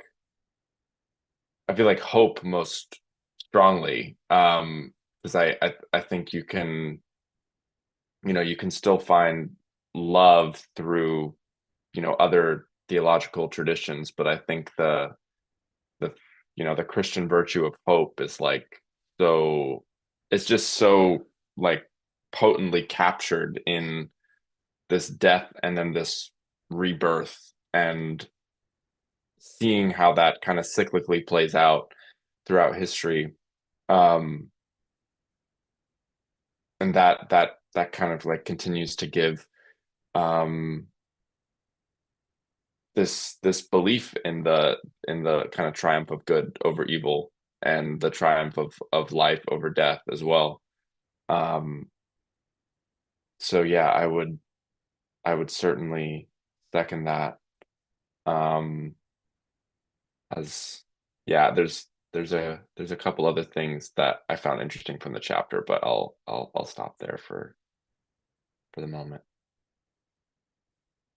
One of the questions I had about that chapter, or about chapter 15, about the resurrection, and I'd be keen to hear your guys' thoughts about this. So the people that Paul's opposing, the people that question the resurrection of the dead, are they saying that this life is the only life, or are they saying that the general resurrection will be only spiritual? In other words, that we won't come back in the body, but we'll have a spiritual afterlife. And it wasn't entirely clear to me which of those was the case. It would seem surprising to me if they believed that this life was the only life for spirit or body, because it would really jar with the kind of presuppositions of the resurrection of Christ. That would be kind of a very Epicurean view, rather than sort of a religious Jewish view. Although the Sadducees also existed, so I suppose it's maybe not too out there. But yeah, did you guys have a sense of whether they were talking about this life is the only life, or whether they were just saying there's no bodily resurrection, it's just a spiritual afterlife? Yeah, I don't know. Actually, I think it's so difficult because like I never ever in the Gospels read about heaven. Like obviously I read about the kingdom of God coming, but that's different than this notion of like heaven as in the afterlife. And then now indeed in the Pauline letter in this chapter of the first letter to the Corinthians, we do indeed get this notion of like, okay, it is sown a psychical body, it is raised a spiritual body, which again has to do like this through line, which we also see in the letter of Jude, and we also see it earlier that it's about psychical men as over against spiritual men. So it's almost like these were categories that I find difficult to understand almost it's like how do I say it? It's not so simple like, oh, it will not be my body, it will be my spirit. It's like, well, that's complicated because we kind of think of like, okay, our spirit, our soul, whatever, it's both the same. It's just not my body. But it's like, no, he's making a tripartite distinction between body, soul, and spirit. And he is also saying that the soul, like this, the psyche, does not sort of persist, which is very interesting because we think of our soul or our psyche, our psyche, as that which constitutes our character. So I'm honestly extremely puzzled by what he might mean about this, and indeed if it sort of means within this world or like to sort of another realm. And it is already fascinating that indeed, like so many people are like, you have to affirm the physical resurrection of Christ. But Paul himself is like, no, no, he was not raised a physical body. It was a spiritual body. It was like of a different nature. He did raise from the dead. Yeah, he was raised. The body was raised, but it was a spiritual body. So I don't know what to do with it, but I'm just trying to make it more mysterious and complicated further by not answering it. Do other people have intuitions about it, or you yourself, GP?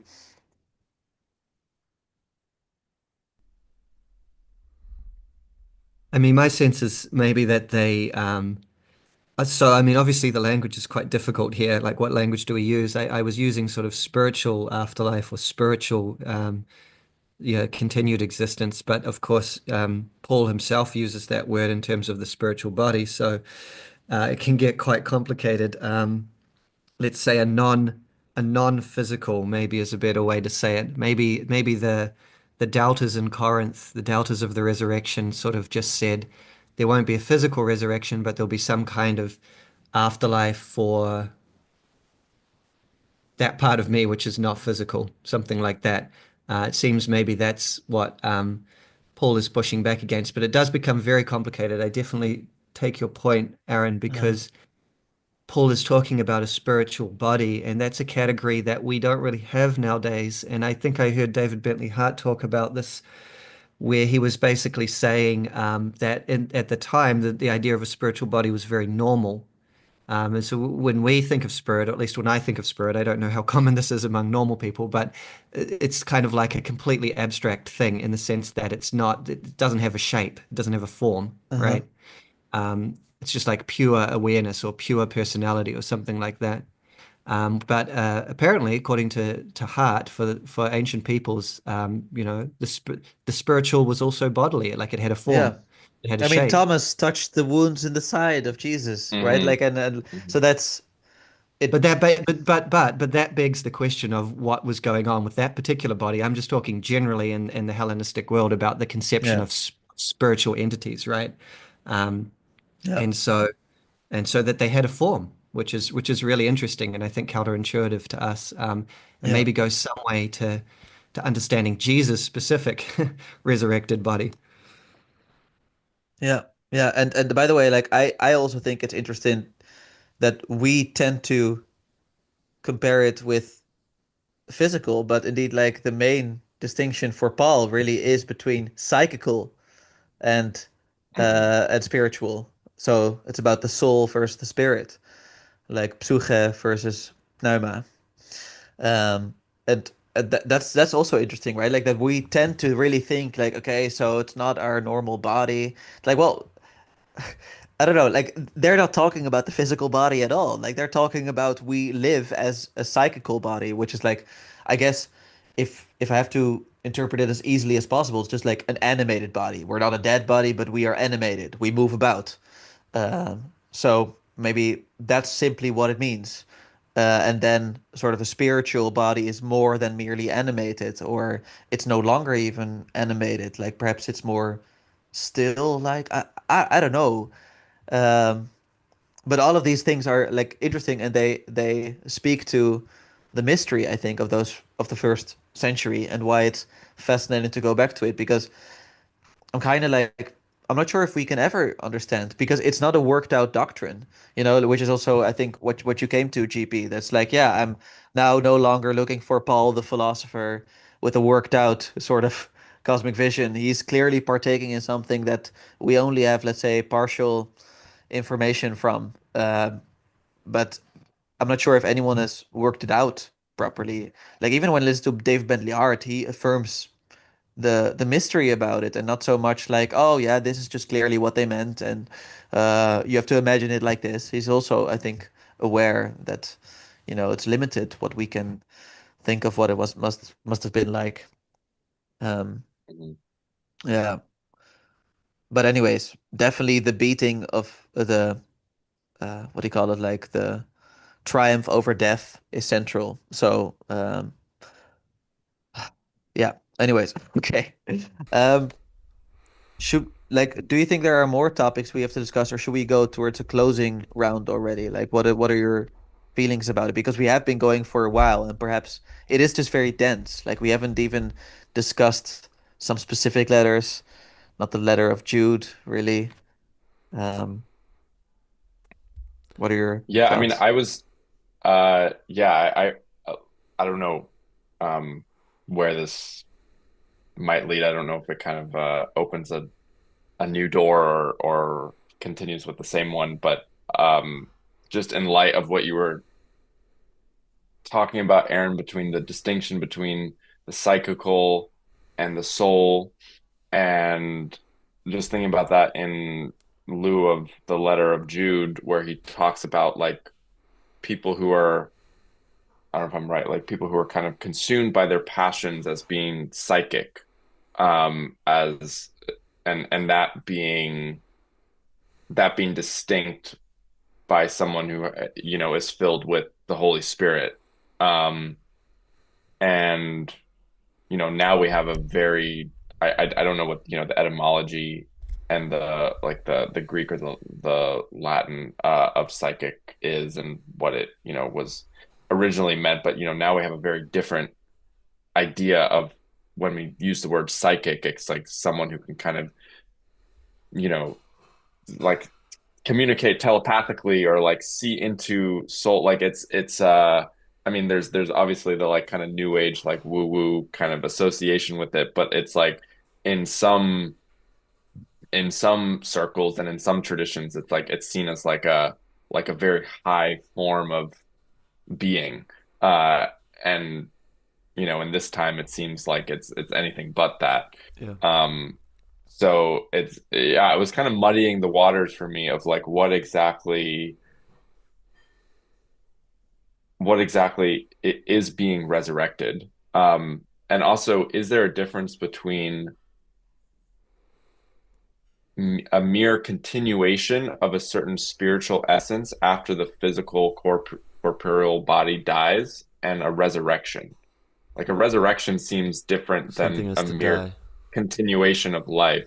Something has to die, but it seems like something new is being Yes. born and something more is Well, being born in its place as opposed to merely, you know, the same spiritual essence continuing. definitely, in my mind, that has to do with the judgment that uh, burns away those parts of you that are not ready to be reborn into a hard to speak from this point onward into something else. I don't want to say place, but I think that might have to do something with that. If you want to be reborn, there something has to die. Maybe not fully, but to continue completely as you did on Earth in your current existence. If you want to be transcending yourself in some way, that's not going to happen. You're not going to take all of that with you because we are flawed. I think.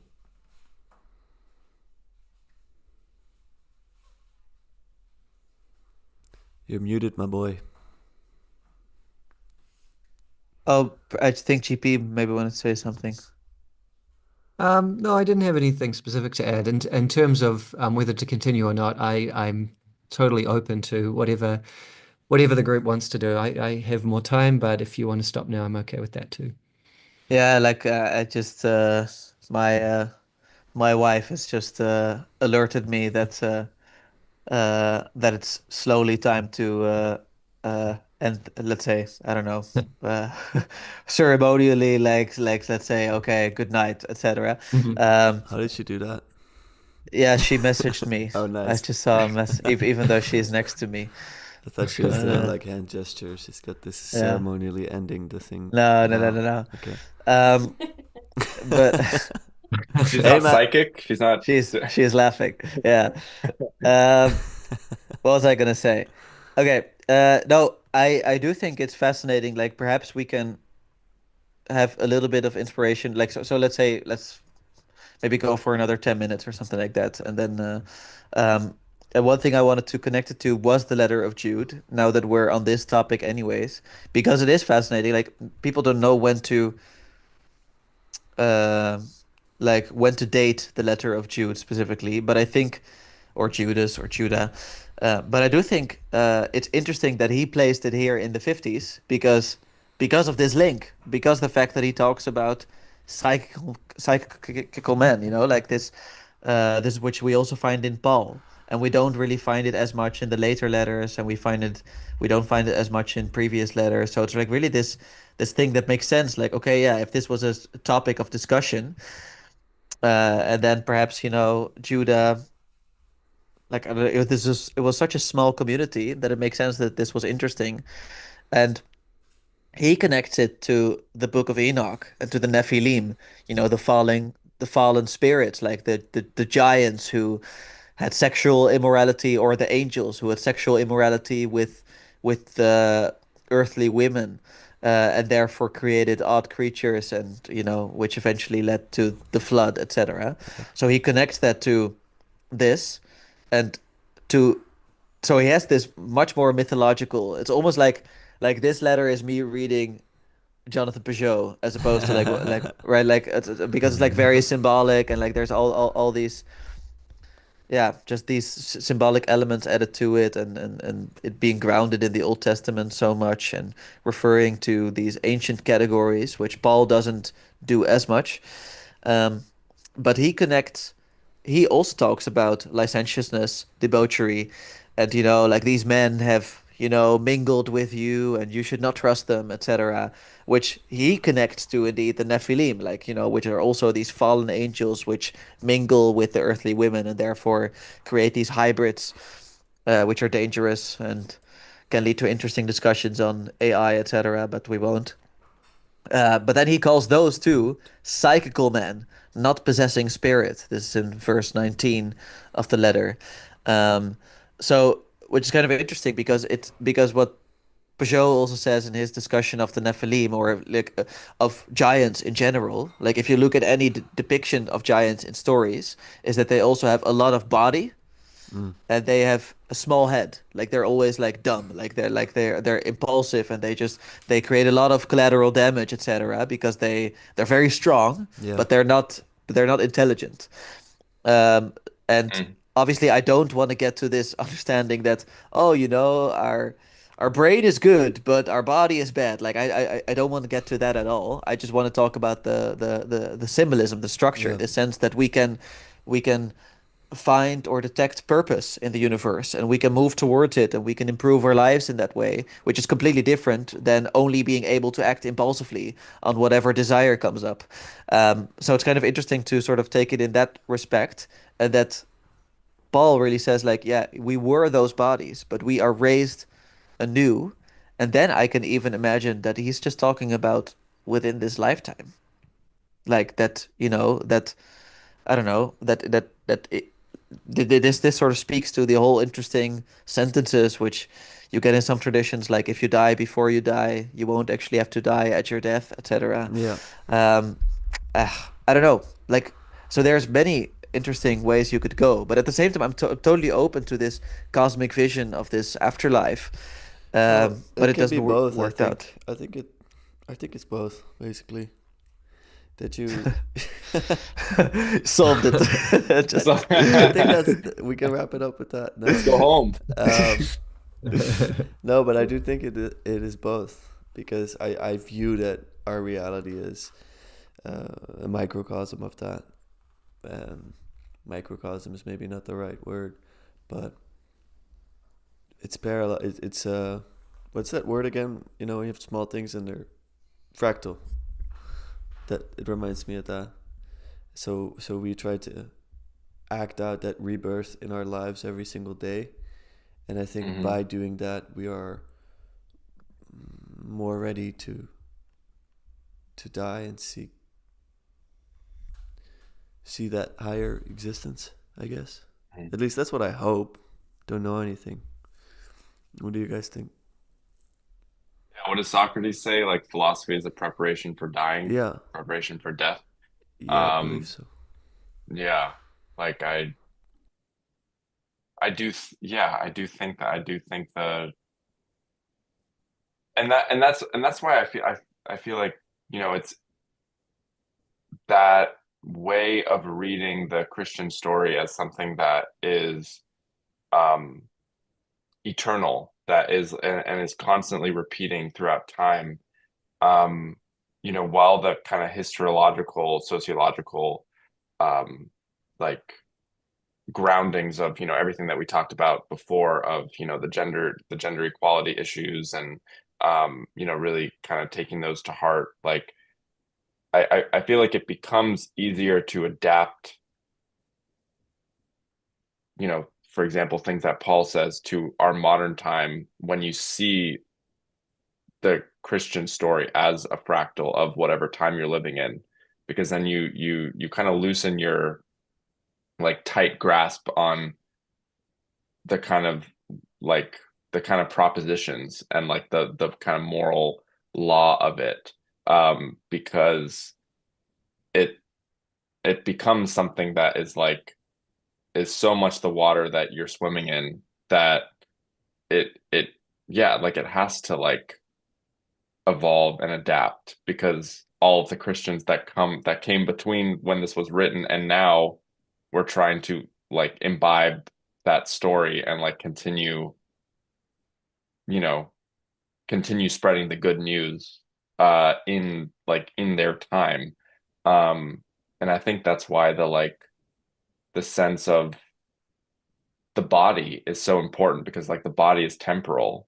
And like as you know, as much as we want to kind of skip to like our death and the reunification with like God the Father, like we also, we also live in bodies and like that is like subject to our time as well.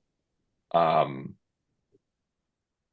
anyways, I don't know if that made any sense, but I agree with Lucas in short. No, no, no. I just wanted to say thank you. Yeah, like it does make sense. Like I'm hopeful for it at least. I'm curious what GP thinks about this.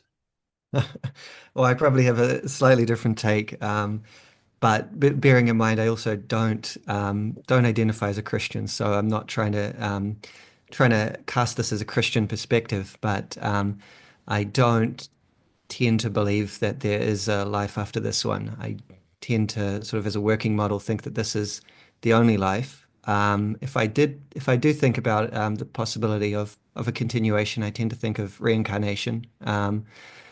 And I think the reason for both those things is that I see body, soul, and spirit as being so inextricably intertwined that there's no separation without a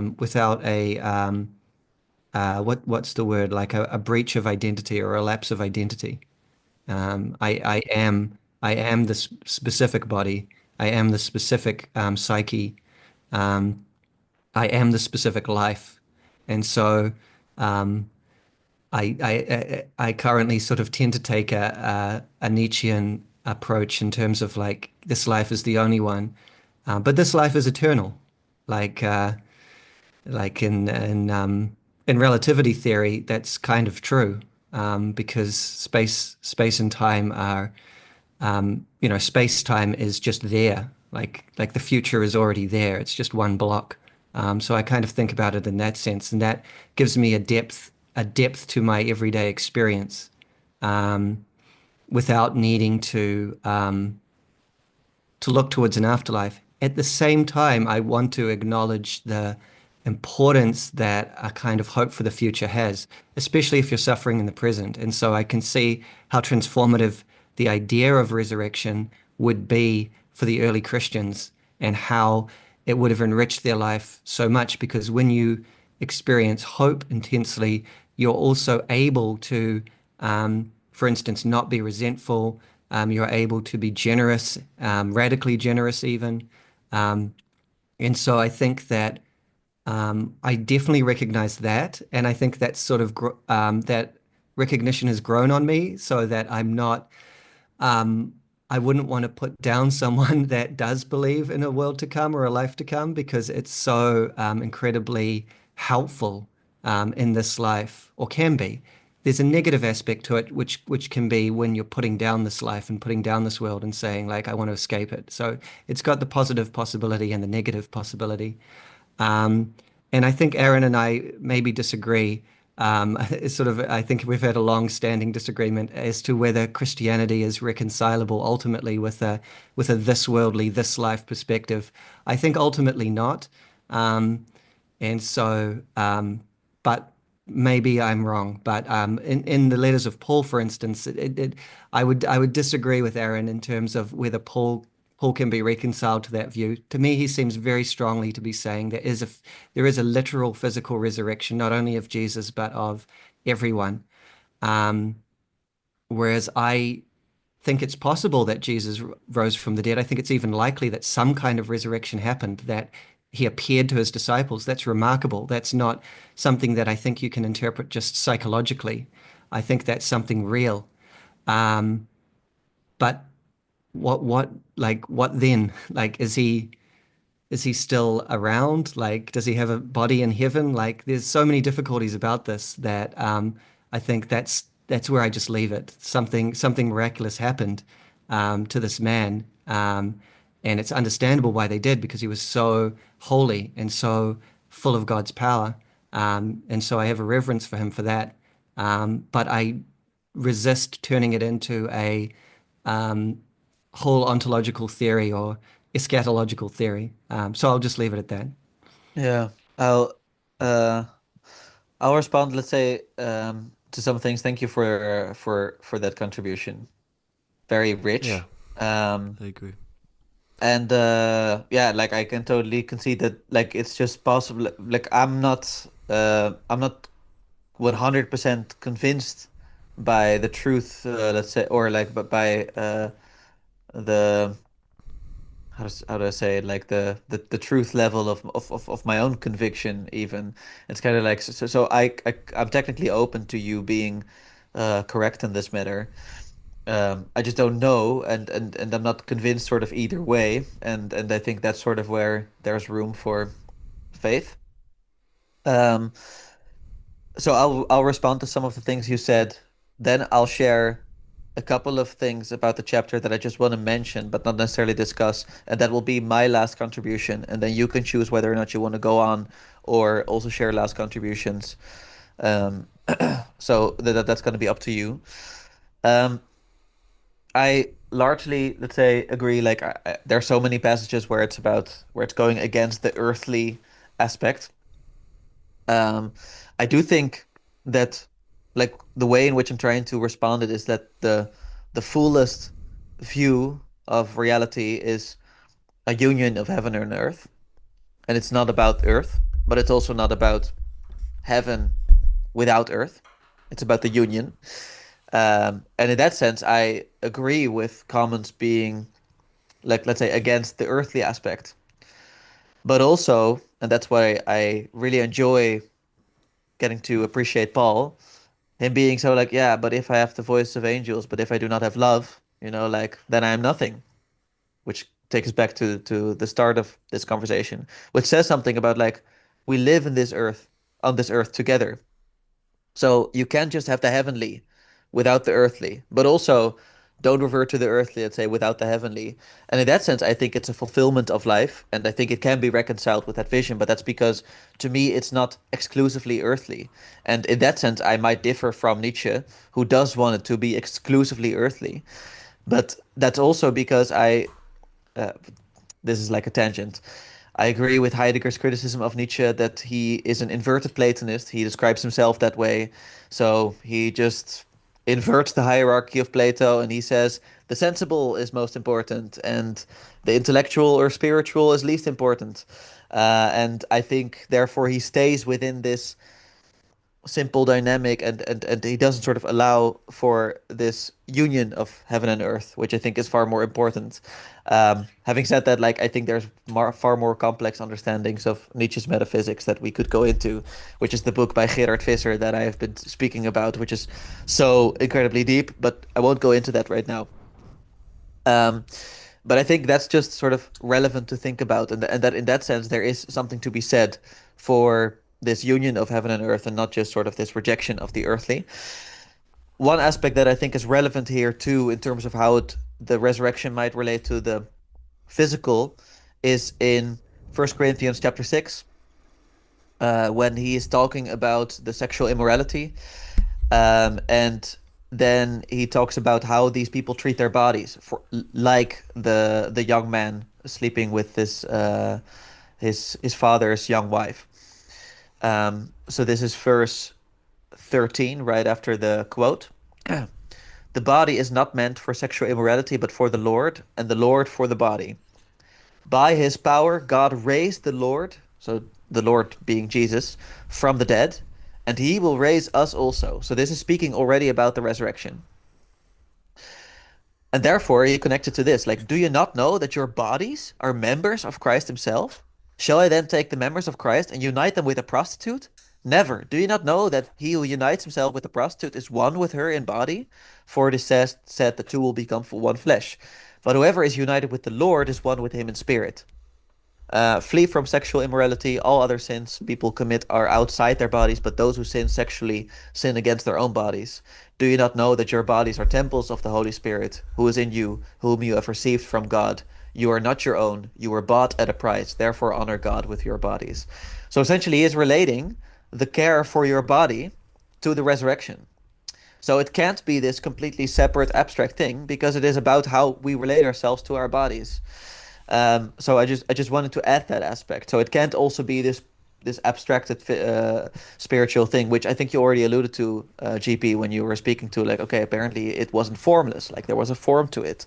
So I think that's an extra piece of the puzzle, which does speak to the importance of the earthly, where it's not just like, well, just forget about your body, you know, doesn't really matter because it's not going to be part of the resurrection. Like Paul actually thinks it is. Um, then I'll close off with some other aspects that I thought were relevant. Um, a few times there were comments of don't associate yourself with unbelievers or with godless myths, which I thought was complex. Like I was struggling with that a little bit because I associate a lot with unbelievers. And I kind of feel that I'm even functional in that, that I kind of feel like they're opening up my world and I'm able to perhaps give a unique perspective to them as well. Um, and I think that's sort of a good thing, but perhaps unbelievers meant something different in that time when the Christian Revolution hadn't, in the Tom Holland way, already functioned, let's say.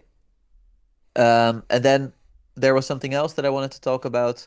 Oh yeah, that just briefly that I was also first struggling with the lines so harshly condemning, let's say, homosexuals as part of sexual immorality, and that's a, I guess, a can of worms to open. So I won't do that. But I just wanted to share historical context there again. That like there's a footnote in David Bentley Hart again when he speaks about this, where he says like there we don't like there was not really the modern form or notion we have of homosexual, like it didn't exist in that time.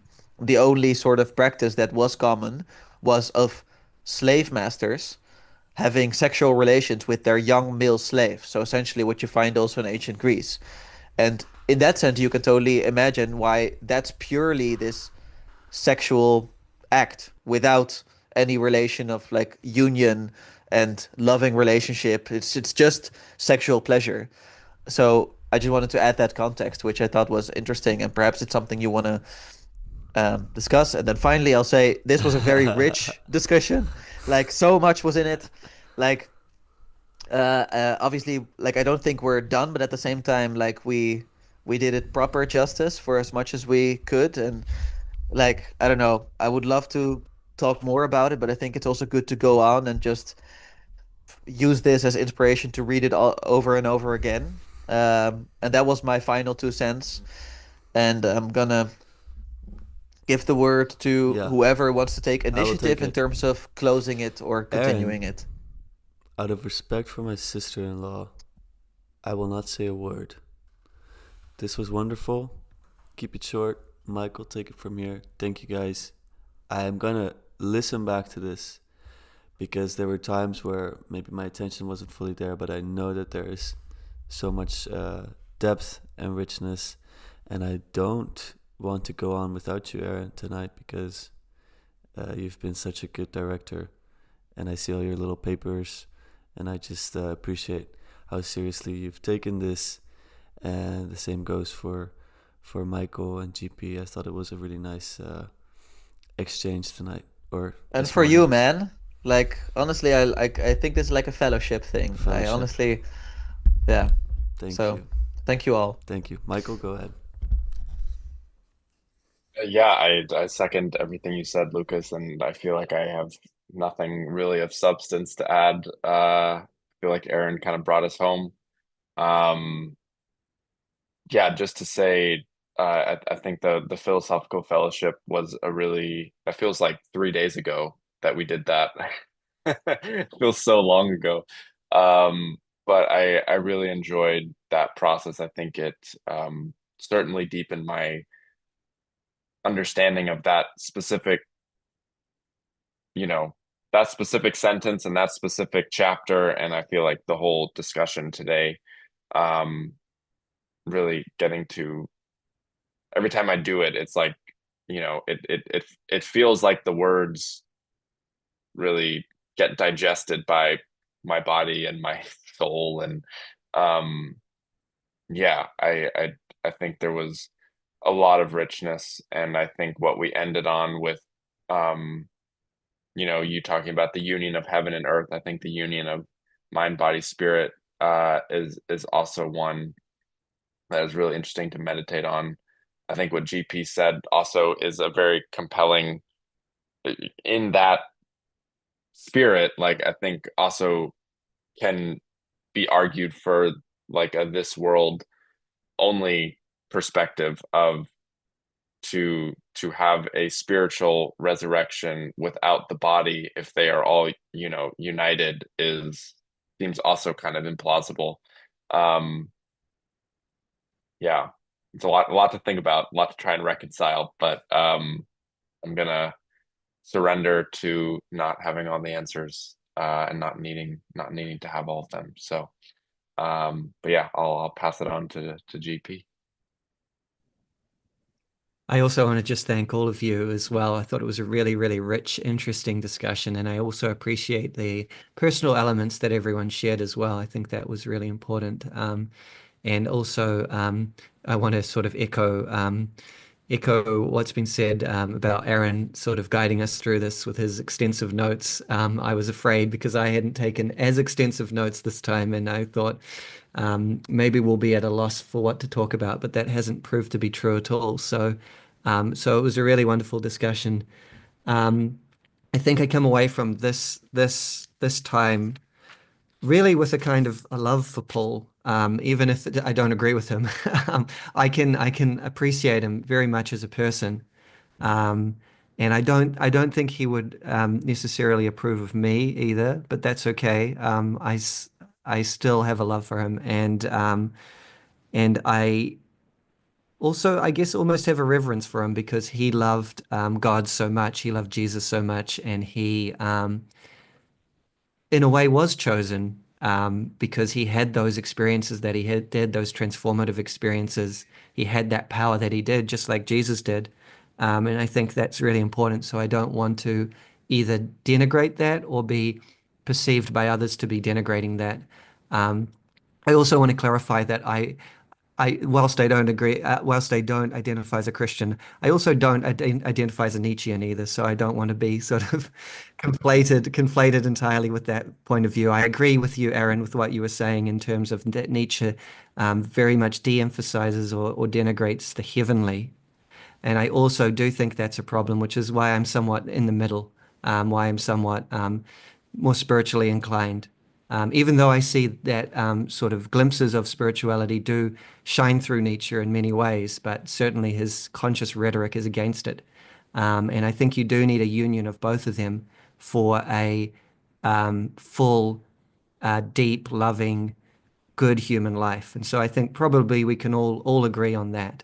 Um, and I think that what's really powerful about Paul, especially in 1 Corinthians 13, is just sort of putting that ideal before us so forcefully of just love, love, love, um, and um, and what that means and the sacrifice that it means. Um, and I wouldn't, I do agree with that. I do very powerfully agree with that in terms of that being one really important aspect of existence that if we don't have, we'll be small, we'll be impoverished, we'll be causing harm to ourselves and others. Um, and my only reservation with that line of direction would be that if it negates other aspects of life.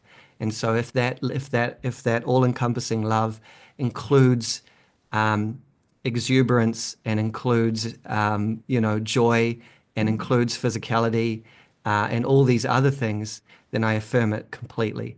And so yeah, I think that's where I'll end. I fear maybe I've talked a bit too much today, but again, I want to say I'm really appreciative of all of you. So thank you.